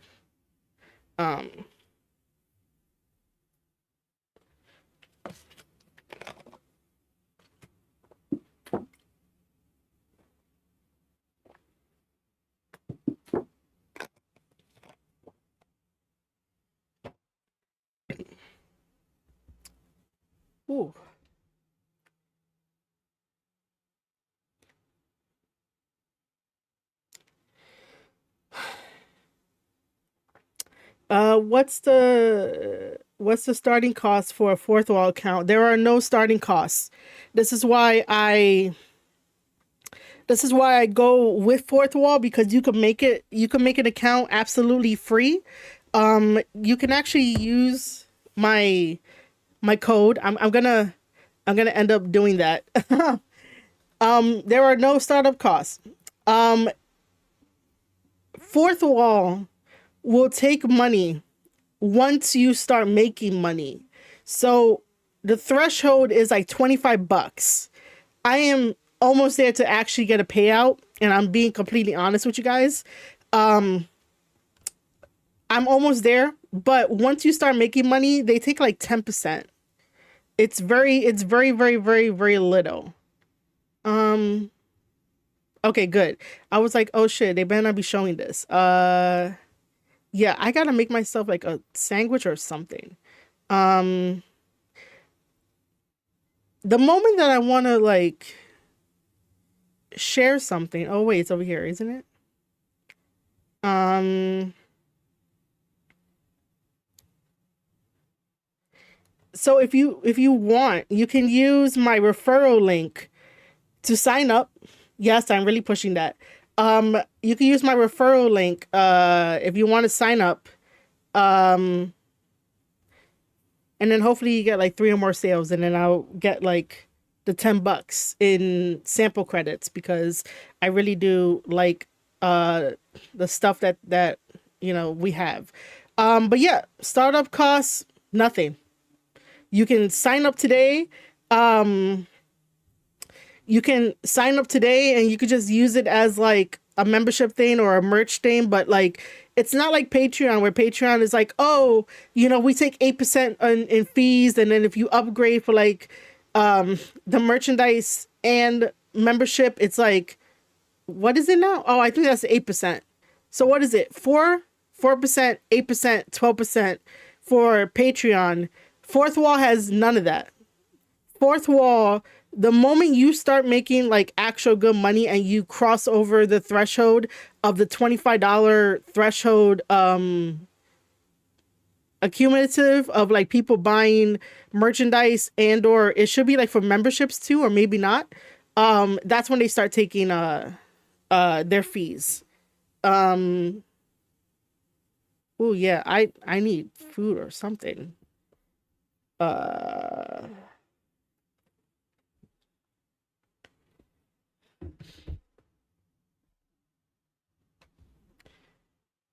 by the way, I did have breakfast. I made myself some peanut butter and banana pancakes. Uh but yeah, I need ooh, I might have to take a break. Let me see. What's and like make myself like a quick sandwich.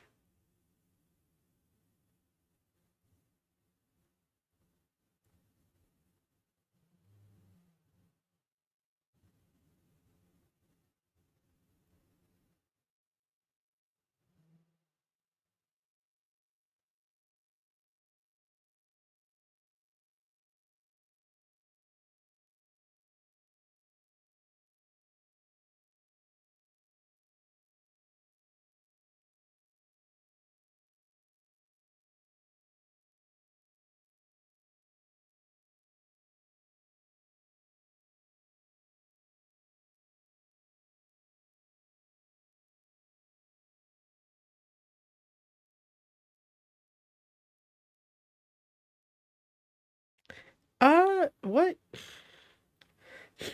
do I have to? Oh,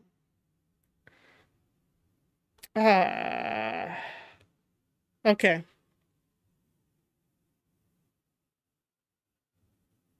Damn. I was really gonna like share my treat stream with you guys, but it's just because I don't have anything on it for like the YouTube side of things. Ah, fuck. Okay.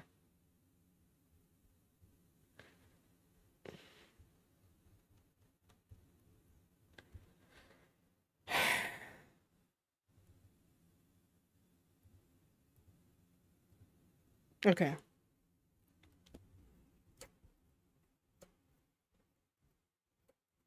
All right. That's the link to visit the fourth wall to see it for yourselves. Look at it. If any of you have a Twitch and you want to sign up via that to help me out directly for memberships, because I will be putting up new videos there.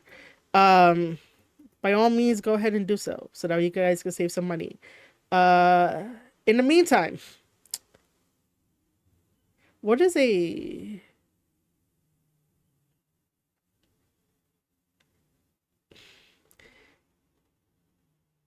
no? It is not a James Herbert reference. That's just what I think when I don't know what else to say.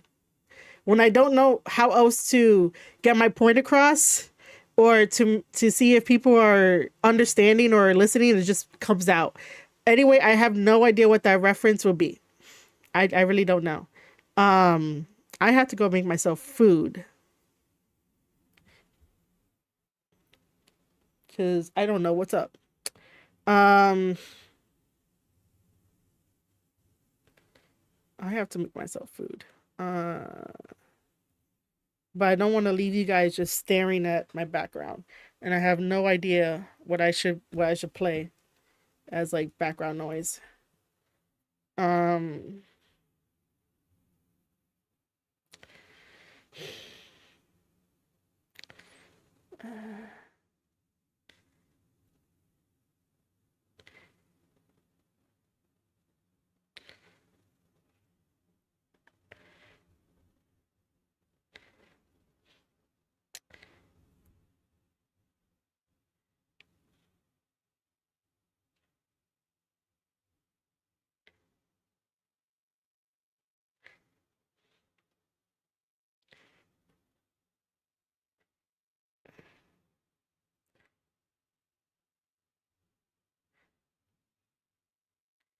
I guess I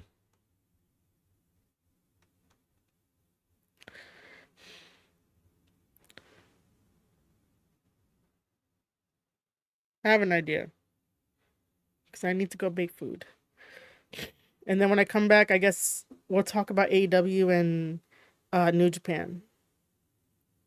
Um,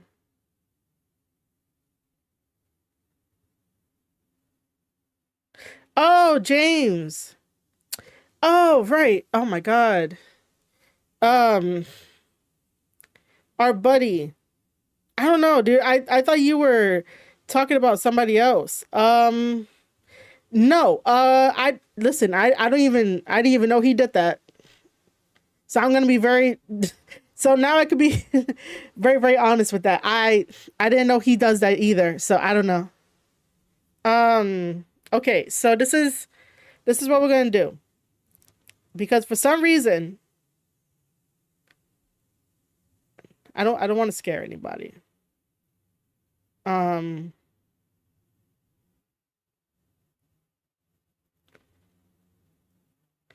Actually, hold on. Let me do it this way.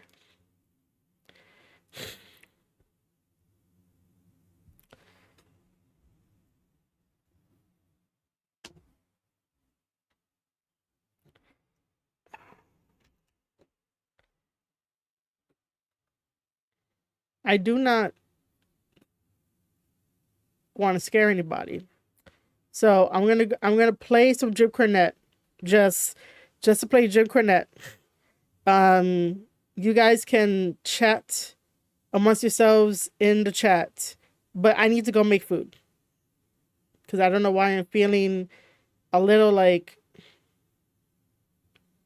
I am hungry, but I am feeling a little shaky, but I'm okay. So I will be playing some Jim Cornette. I'm probably gonna go make myself a sandwich. Gonna go eat. And come back and we can talk about wrestling. If you guys end up going, that's totally okay.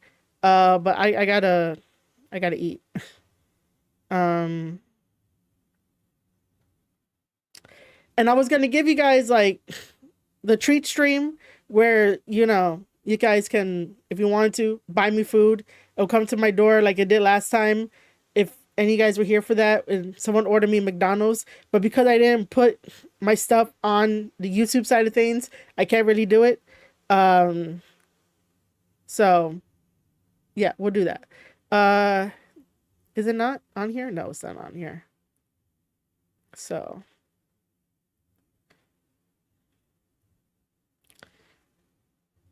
And speaking of the girls' champion, okay, enjoy. I just put on a random Jim Cornette. I'm gonna go, like I said, I'm gonna go make myself a quick little sandwich. For the women's title, whichever one of the women's titles that Mercedes doesn't have, it was Maria May and Toni Storm. And again, the dramatic return to, well, Maria, where's Maria from? You mean Mariah? Yeah, well, you say Maria, I say Mariah. I wish they'd called the whole thing off. Her name's Mariah. I think she's from England. So she's got an accent too. So but Toni Storm is the hometown girl here. Let me just double check. Yeah, she's from London, England. Well, there you go. So you got Queensland versus England. But, and I do mean the word but, during Maria's entrance, who comes out after she gets in the ring but Luther in a bellhop costume comes out of the stands and gestures grandly and flabbily toward the video screen for Tony's big entrance. They flew Luther to Australia, mugged an organ grinder, stripped his monkey, and put the outfit on Luther. But they can't take a ring over or bring any of the major stars of wrestling. But Luther, you think they had to buy that fat ass 2 seats on the plane? I don't know. I'll let you think of a better fucking retort to that. I have Even no retort. Oh, come on, or something. I don't have any Luther retorts. He's beyond retort. He's beyond retorting. Yes, he's beyond retorting. We're doing the retorting on Luther. Jericho's retorted friend Luther was on the show. Oh, that's right. He's another one of the Winnipeg. You got the Cucamonga Clique and the Winnipeg Warriors. And so then Toni Storm entered in black and white, and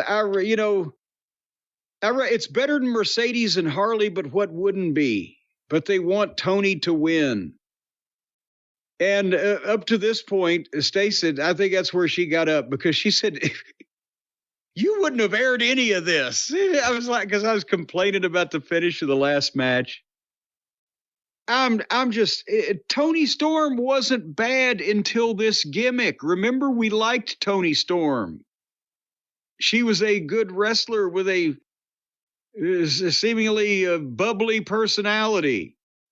But then she went Hollywood and got this bald fat fuck from Winnipeg to be her Eric von Stroheim, and this whole goddamn... It had nothing to do with All About Eve. Come to find out. Watch the goddamn movie, people, and compare All About Eve to anything they've done here. And then she's got amnesia. And then I'm so tired of amateur cartoon wrestling that I don't care whether this match was any good or not. Toni gave her 6 German suplexes and beat her up on the floor, and 3 ass to faces and a pile driver. And then Maria hit 2 Death Valley drivers and got a 2 count. Then they had a girly slap fight. So they followed up pile drivers and Death Valley drivers with a slap fight. And then the weirdest finish I've ever seen. Toni Storm hits a pile driver on Maria. Maria rolls to the floor so she can't be covered because she's injured. And then rolls back in and gives Toni Storm a pile driver. And then gets up and is going to pick Toni Storm up. And Toni Storm, instead of small packaging her out of a pickup attempt, stood straight up for a second, looking like she was going to pick her up and body slam her, and then small packaged her there. 1, 2, 3. So they each traded pile drivers within 45 seconds of the finish that they forgot about, and then the finish was a small package. Help me. New world champion. Once again, world champion. That wasn't the help I was looking for. It's not about the help you're looking for. It's about the help Tony needs.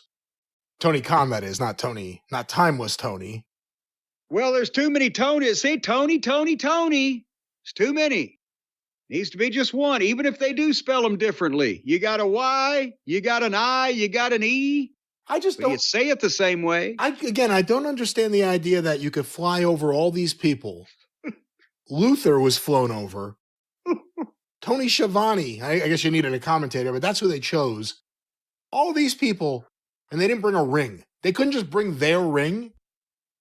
Well, now, in all fairness, again, you can't just buy a fucking ticket on Delta for, yes, I'm not saying flight that. 2472 to fucking Brisbane in first class for the ring. You have to get a cargo plane. You'd have to be a billionaire able to rent a cargo plane. Well, exactly. But again, that's what I'm saying. He spends the money on entrance music and talent scouts and miscellaneous, falderall for his cast of merry pranksters. But I don't understand why they didn't get.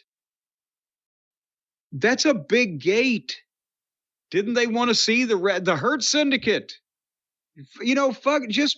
Why are the rosters still somewhat separate on Collision and Rampage now that Punk is not there to beat up any of the Bucks' childhood friends? Why can't all the stars appear on all the programs? It might help their ratings. Well, Jim, before we wrap up our look at AEW's Australian vacation, here are the results for the Ring of Honor show we did not watch. Uh-oh. Bandito and the Outrunners. He's back. Defeated Big Bill, Brian Keith, and Chris Jericho. Ring of Honor Pure Champion Lee Moriarty defeated Robbie Eagles. Ooh. Mark Davis defeated Tommy Knight. The Ring of Honor World Tag Team Champions, the Sons of Texas, defeated the MXM Collection. Ooh. And finally, for the Ring of Honor Women's World Championship, Athena defeated Alex Windsor. Ooh. I thought he was one of Dory Funk Jr.'s trainees, Alex Windsor. It must be. He just died a couple of years ago, too. It must be a different. Well, it's in the women's division. I assume it's a different person, or Alex. Well, either that or, he decided to make the change. We could all support that. So they just messed up on part of the advertising because they had promised Australia a veritable who's who of professional wrestling, and instead what they meant was a veritable who's that of professional wrestling. Well, that was AEW's Australia Grand Slam. We shall see what happens if they return to Arthur Ashe and what that is, and if they ever go back to Australia and what ring they use. But Jim, yes, would you like to put money down? Do you think AEW will return to Australia next year, yes or no? I have a feeling. Who runs Australia? Is that a president or a prime minister? Or whatever the case, I have a feeling that the head honchos down there in Australia have already filed paperwork to ban AEW from appearing on their soil as unsavory elements. But folks, if you want to place a bet on it, I bet I know where you can go. See what I did there? Because our friends over at DraftKings Casino, well, they play all kinds of games and take all kinds of names and give out all kinds of winnings and all kinds of prizes, and you could be part of it. If the slots are spinning, you could be winning. They take all kinds of names? What did you say? Well, I don't know, but if the slots are spinning, you could be winning. And if you're losing, it might be because you're boozing. Do not drink and gamble, folks. Head over to DraftKings Casino and play the classics you know and love, or try something new with DraftKings' exclusive games. Now, You might know how to play poker or mahjong or possibly backgammon or any of these other fancy Dan casino games. But DraftKings has exclusive games. That means they've made them up. And that means that they made up the rules. No, and that means that if you win. What?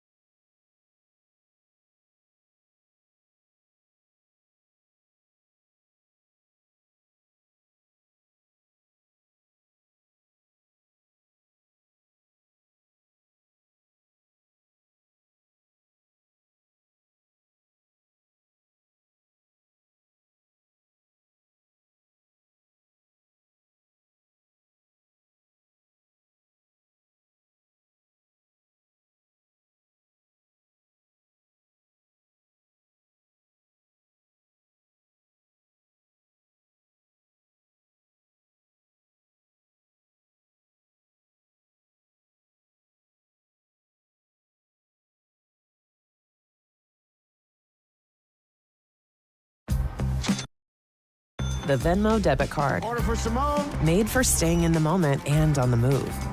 Earn cash.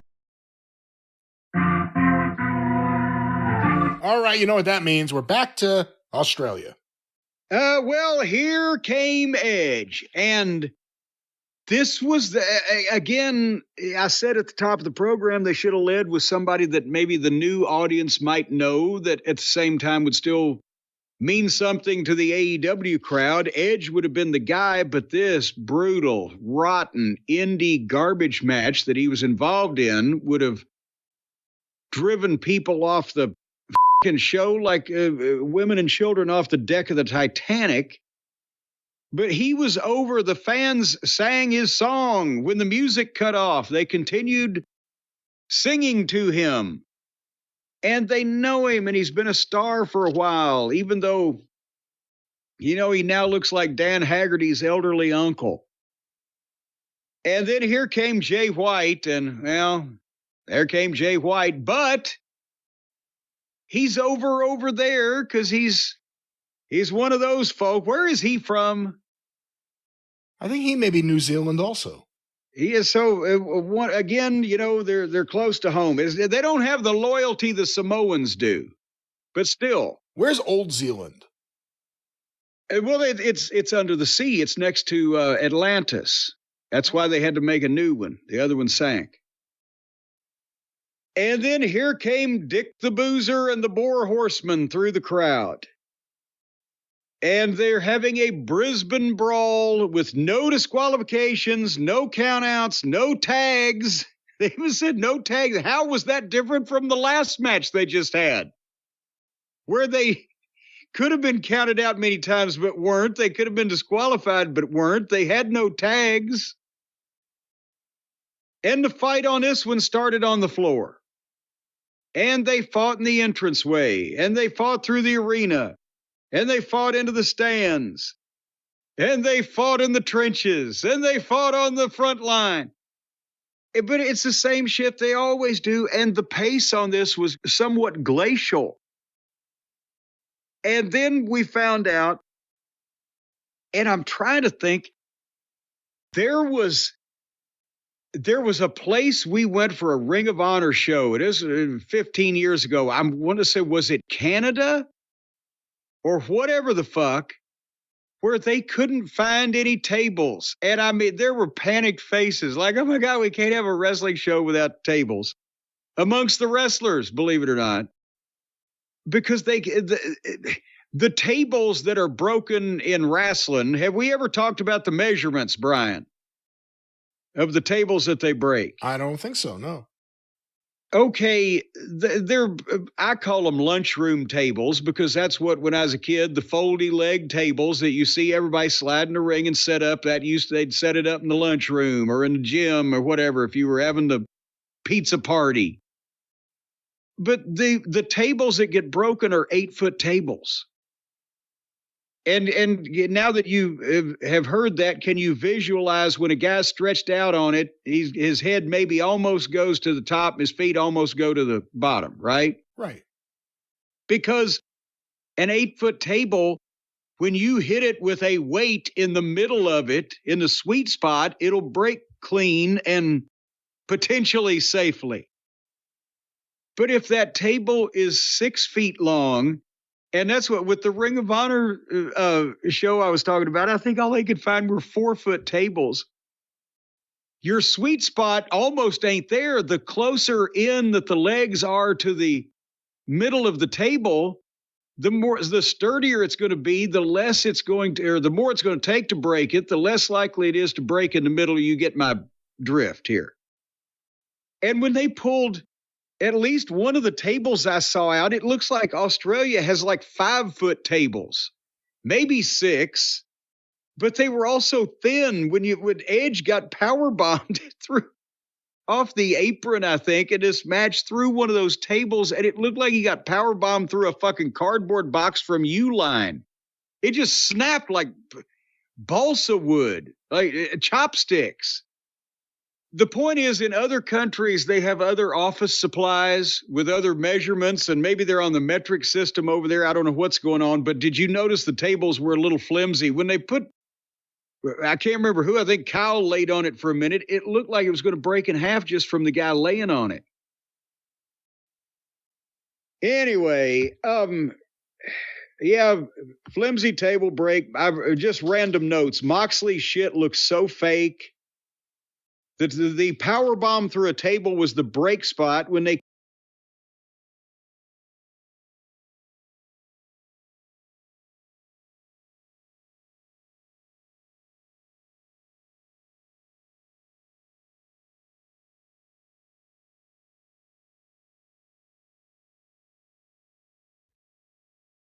Okay, I just finished my sandwich. So I'm probably gonna just say some stuff. I didn't know about the table stuff. Um, I didn't know that the table height actually mattered. That's good to know. That is very, very good to know. We're gonna continue just listening to this, and then I think I do want to mention the whole Gabriel kid versus the Butcher stuff. And I think I'm just gonna wrap it up for the day. I did wanted to get to the what do you call it? The New Japan Cup. But that might just be a special episode on its own, even though it's not gonna take that long to talk about it. But I always do that every single year to talk about the New Japan Cup. But yeah, I'm still in the background. I think I probably should make this smaller. I already told you guys like how you can support me and support the channel directly because you know, I'm just gonna be very, very honest. After a while, just putting out a bunch of like stuff, I just don't, you know, talk about the stuff that you guys can't support directly. Excuse me. Which, by the way, it's better to support directly of your favorite content creator than like through the platform. But that's just, you know, from experience doing content creation and stuff. But yeah, let's just continue on. He came back. Nothing was really happening. Then Edge made a comeback. Moxley stopped him. And then Jay White made a comeback with a kendo stick, and they stopped him. The Road Warriors sold like Ricky Morton compared to these fucking heels. And then Wheeler, old Wheelie boy, he just rolled in and started whipping people with a belt. With a belt? And then Edge speared what's he through the fucking table, and Claudio, and speared Moxley. And then Edge pulled out a barbed wire chair. A chair wrapped in barbed wire. And hit Moxley with it. Is it worth Brian stopping and taking a moment to pump the brakes and ask this question again, since it's been a couple of years since I did the last time? What the fuck application does a chair wrapped in barbed wire have in real civilian life? Well, there is none. We're supposed to assume that the wrestler left it there knowing that he'll need it, not that it was something that happened to be there, I guess. Well, but again, so now guys are allowed to put their own personal weapons under. It's so stupid. The whole idea of the chair shot to begin with, in an arena, in a wrestling arena with spectators, there are chairs around and something you'd grab and pick up in a fight. If it's something that could be under the ring, I can go for a chair. I can go for a board. I could go for an extra turnbuckle. I go for a toolbox, fire extinguisher. And that, ladies and gentlemen, is called being creative. But a chair wrapped in barbed wire, for any normal person, of course there are none, but any normal person that was watching this show would go, what the fuck is the matter with these people? It's just so stupid. And then Marina Schaefer, oh, God damn it. Somebody had a wonderful nickname for that we ought to start calling her on that they tweeted, and now I've forgotten what it was. I just remember saying I should fucking write that down. Then I didn't write it down. But Marina Schaefer hit Edge with the briefcase, but not really because she missed him. But he sold it, and Moxley got the choke on him, and everything came to a halt. There was no motion. It took forever. All of the extra people, the heels that weren't in the match, were holding Edge's solitary partner away from making any kind of a save. And then the referee rang the bell. And the crowd booed. Not in the way of, boo, we hate you, you heel. It was like, boo, that's the fucking finish. And it was a garbage match with a rotten finish. And then, before you comment, when Moxley kept choking Edge, the crowd started chanting bullshit. Because it was going nowhere. And then Moxley jumps up like a maniac running around, cussed and got bleeped, whatever he said. On a pay-per-view? And then the heels wandered around while Moxley acted like a tough guy and flipped everybody the fucking bird. And it was like garbage championship wrestling with a budget.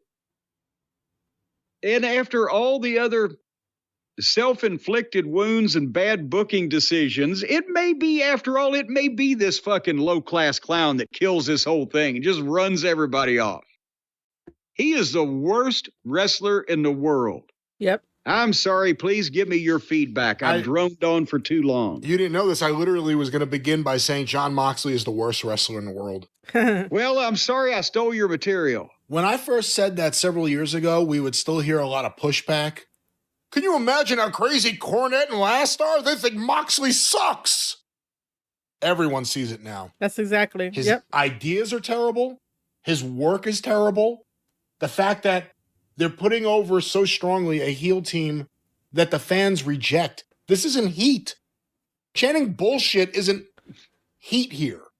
It is the fans are sick of this with Moxley. Him choking people out, killing people. The other thing that's scarier is what this could mean. Moxley and Edge are about to wrestle at the AEW pay-per-view coming up. Edge just got choked out. Does that mean he's going to win? Which scares me, because if he wins the title, first of all, I wouldn't make him the world champion right now. But second of all, Does that mean Christian's going to cash in right away? Probably. I mean, there's all these dynamics. None of them are good.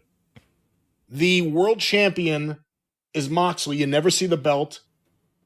And it's like a vacancy at the top of the card right now. They've killed every single segment they've been in ratings-wise. Tony has put them, if you notice, over the last 3 months, Tony has put the Death Riders in every quarter of the show. Yep. Just trying to find any place where they won't drive people away. It's impossible.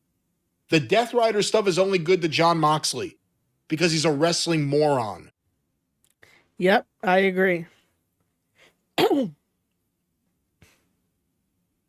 I will say this, that for any young wrestlers out there that are listening to this, it's good feedback because sometimes you just don't want to have a story that doesn't involve everyone, because wrestling is a little bit different. This would be if Jon Moxley and the Death Riders were on a Broadway play or a theater play, then it will work perfectly. The Death Riders with some logic written into it will work perfectly on a Broadway play. Because the people that are paying a ticket to go to see a Broadway play, they already know what's going to be happening. So it's not like fan interaction. When you go to a wrestling show, it's always fan interaction. It's always are they booing? Are they cheering? Are they, chanting something? Are they throwing something into the ring? Which, don't do that. But, there's some type of participation there when it comes to professional wrestling. But however, Jon Moxley and the Death Riders just totally isolate themselves, but think that they're doing good and think that they're doing a good storyline. When people are like, I don't get it. What are you doing? What are you talking about? And if anybody drops a comment trying to explain or be like, oh, you don't get it. For some reason, my favorite comments to look at and to laugh about are the comments where people are explaining, but they're not really explaining. And they're like, oh, only if they get it, blah, blah, blah. Man, I need a better example, but it's those type of tweets and comments where it's oh, how can you not get it? Imagine you not getting this or not getting that or not understanding this when they talk around it.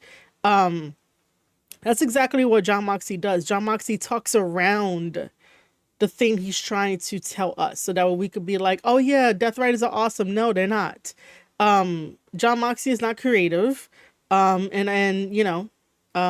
the female fans of Jon Moxley need to get out of their bubble because this guy is 100% boring. He knows what he likes. He knows what he wants to be, but he doesn't know what people want and what people want him to be. Terrible match. Terrible. I said it the other day. None of these people are marketable. They just put out a white t-shirt that says Death Riders at the bottom, apparently, that they're selling. It's just bad. And I don't think anyone wants to see Edge. He got a great reaction here. It was a wonderful moment with everyone singing his song because the Australian fans are happy to see him. But his run in AEW has been awful. And against the Death Riders has been god-awful. If he's about to wrestle for the AEW world title and at least many of the AEW faithful are on board with that, right? How old is Edge? Is it 53? I'm trying to remember.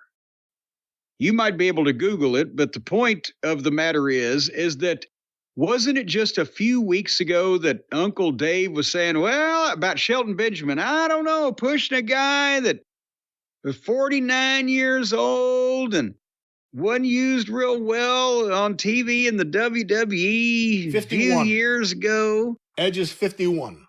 Okay, Edge is 51. Look at Edge at 51 next to Shelton 51. Benjamin at 49. Tell me who might ought to be the world champion between the two of them. Well, that was that match, Jim. And of course, there was still more to go, but the fans were pretty deflated by this point. AEW Grand Slam. Yes, they looked like one of those wind socks in a calm wind.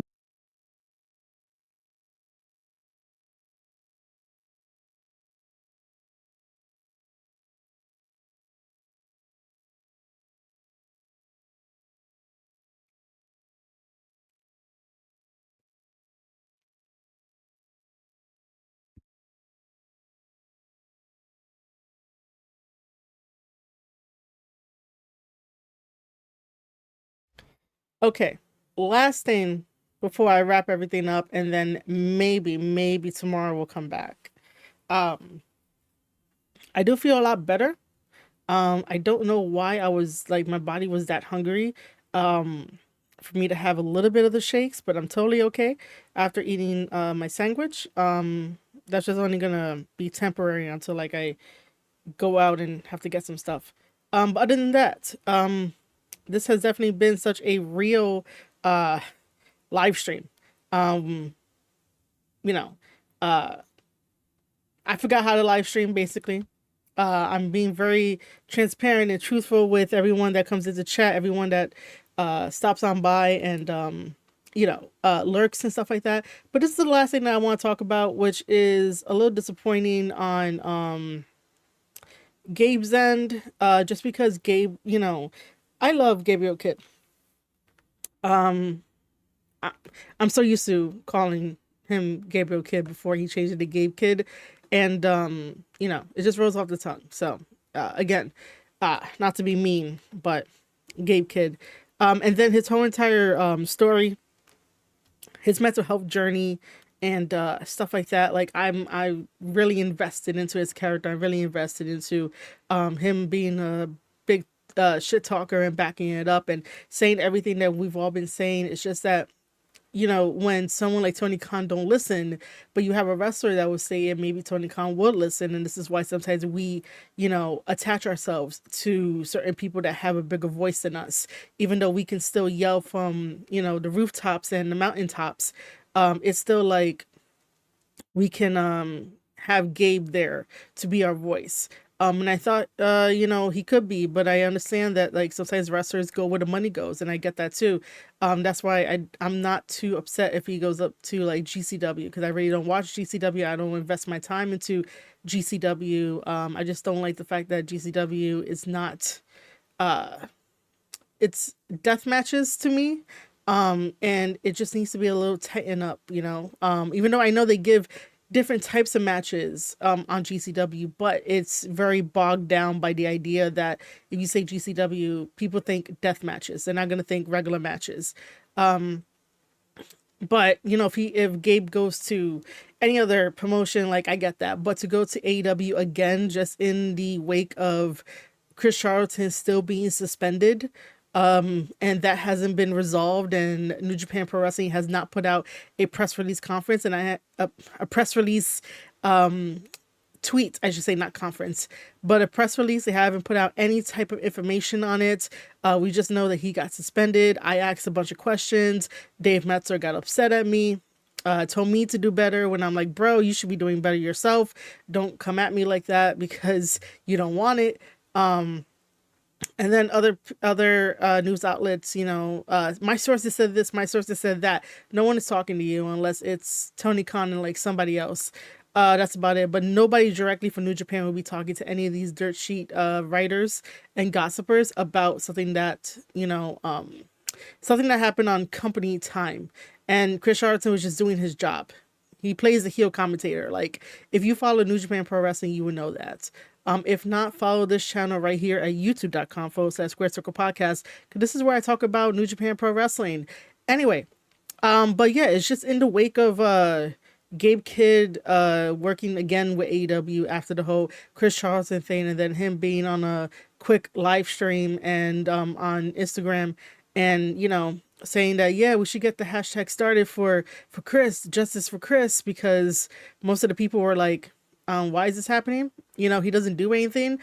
Chris is one of the hardest working members of the New Japan roster as a commentator, and then also as a office guy, where he can translate things. He could be a liaison. He helped a lot during the pandemic when they had virtual signings, and they had the wrestlers there, and they had like all these the sheets printed out, the name sheets, and sometimes Japanese fans will definitely buy the merch and they'll write in Japanese, and he'll be the translator. So Chris Charlton is very instrumental for New Japan Pro Wrestling. To have him suspended just because Tony Khan doesn't want to be called a money mark, then all he has to do is just change up what he does, right? Just Tony Khan, that's all he has to do is change up who he is, rather than being seen as the money mark, rather than being seen as the ATM, because it seems like when wrestlers need a payday, they go to AEW, they go to Tony Khan, and that messes up the whole entire economic system of professional wrestling. And it's sort of like, you're messing it up for everybody else. Because if somebody else tries to say that their rate is higher because they see like one of their favorite stars on AEW and maybe like they could get a bigger deal too, it's going to be like, oh no, you're not worth that much. It just messes up the economic system of the wrestling landscape to some degree. But yeah, if Tony Khan doesn't want to be seen as a money mark, then he has to change up his personality. But like, this is the whole thing, and I'm probably jumping around here no matter what. That for some reason the pushback online on the IWC is that whatever your eyes tell you, you're wrong. The same thing with the AEW Grand Slam ring. Do you know how many people were doing damage control to say that that ring in Australia was an 18 by 18 when in fact it was a 16 by 16?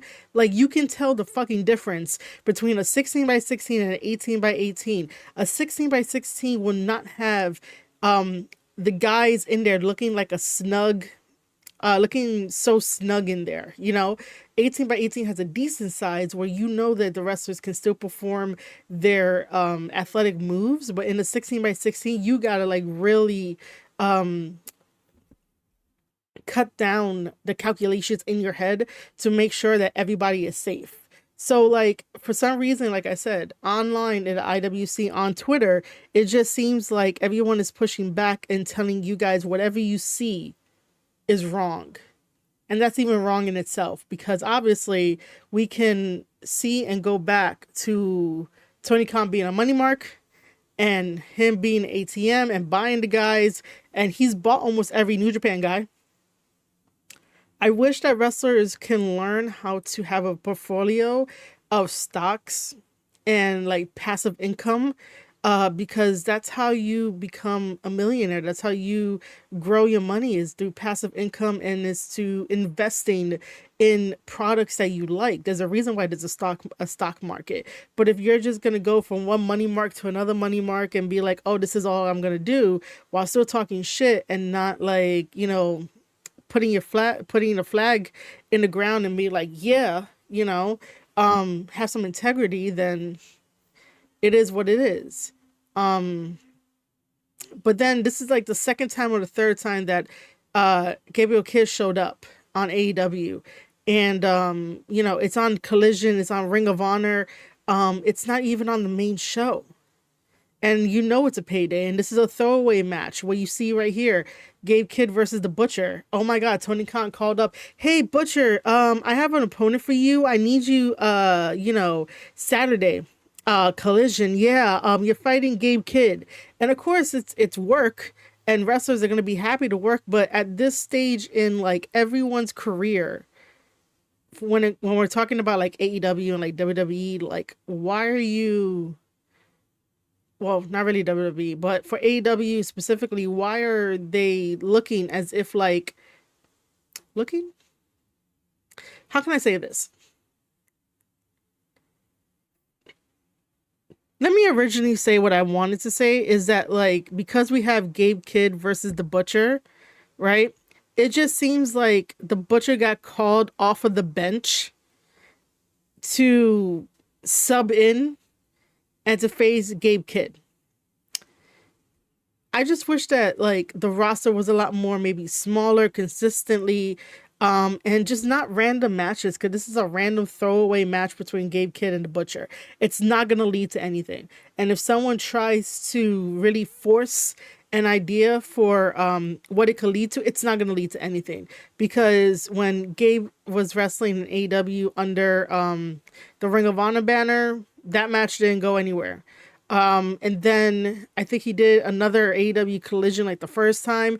That didn't go anywhere. Like, these are just money grabbing matches. And this is what I mean when I say that the fans are conditioned now to be like, I just want matches. Just give me matches. Matches this, matches that. I don't care about the wrestlers. Matches this, matches that. That is what the IWC has become.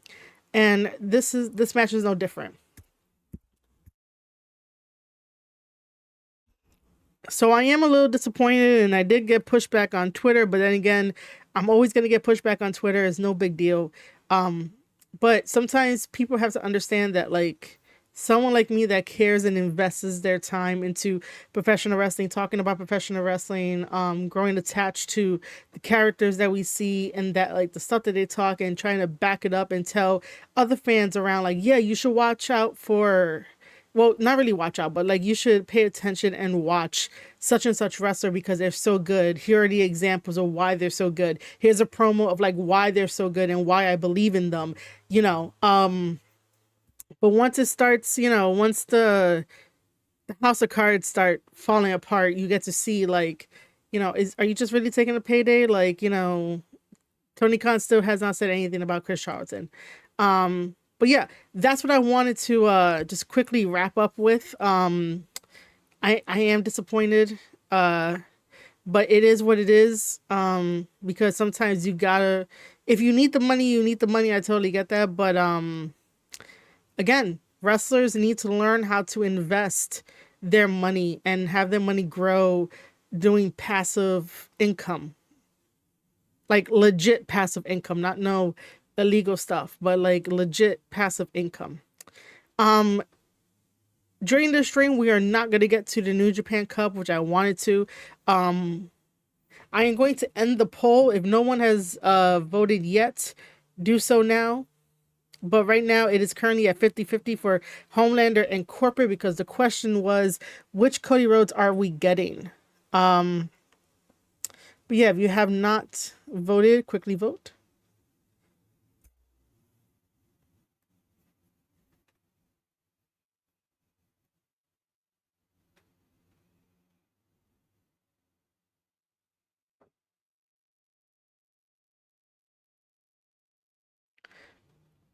Okay. So we're going to leave it as 50-50. I do want to say thank you to everyone that, you know, came out, hang out with me for a little bit. Apologies for like midway through, like really needing to like take a break, have food. I feel way better. Feel way better. I do have some errands to run right after this. Maybe tomorrow. Maybe tomorrow. We'll come back and we'll talk about the New Japan Cup. Please bring a friend. If they have never seen New Japan Pro Wrestling or they have questions about New Japan Pro Wrestling, bring them here. We'll chat about it. I talked to everybody in chat, as you saw. Thank you for all the likes. If you have not given this video a like, please go give us a like. Yeah, I know we gotta do this more often. I know we do. Just moving around some things. Still have only one laptop. That's the thing too. If you guys support me directly with like, once we get into the YouTube partner program with the super chats and or grabbing a membership, and or like buying merch and stuff, like that money is going to go towards getting better equipment, getting a second laptop, and to do more content, to do more stuff. But yeah, just stay tuned to like all of my socials. So like, make sure to hit that like button right here on this video, which is live.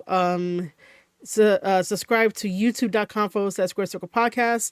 You can find Square Circle Podcast on all your favorite podcasting platforms. Over on Twitch, twitch.tv/Marie_shadows. You guys can, like I said, go to my fourth wall. If you want to become a member, you can get the discount, because if you are a part of Twitch, that's just easier. It's easier on you, and I like when, you know, I could give people options for what they want. I'm all about giving options. I'm all about trying to collab with others. I'm all about trying to like have open discussion about professional wrestling. We'll watch professional wrestling videos when I get the chance. I just don't want to overpromise. Yeah, I just don't want to overpromise.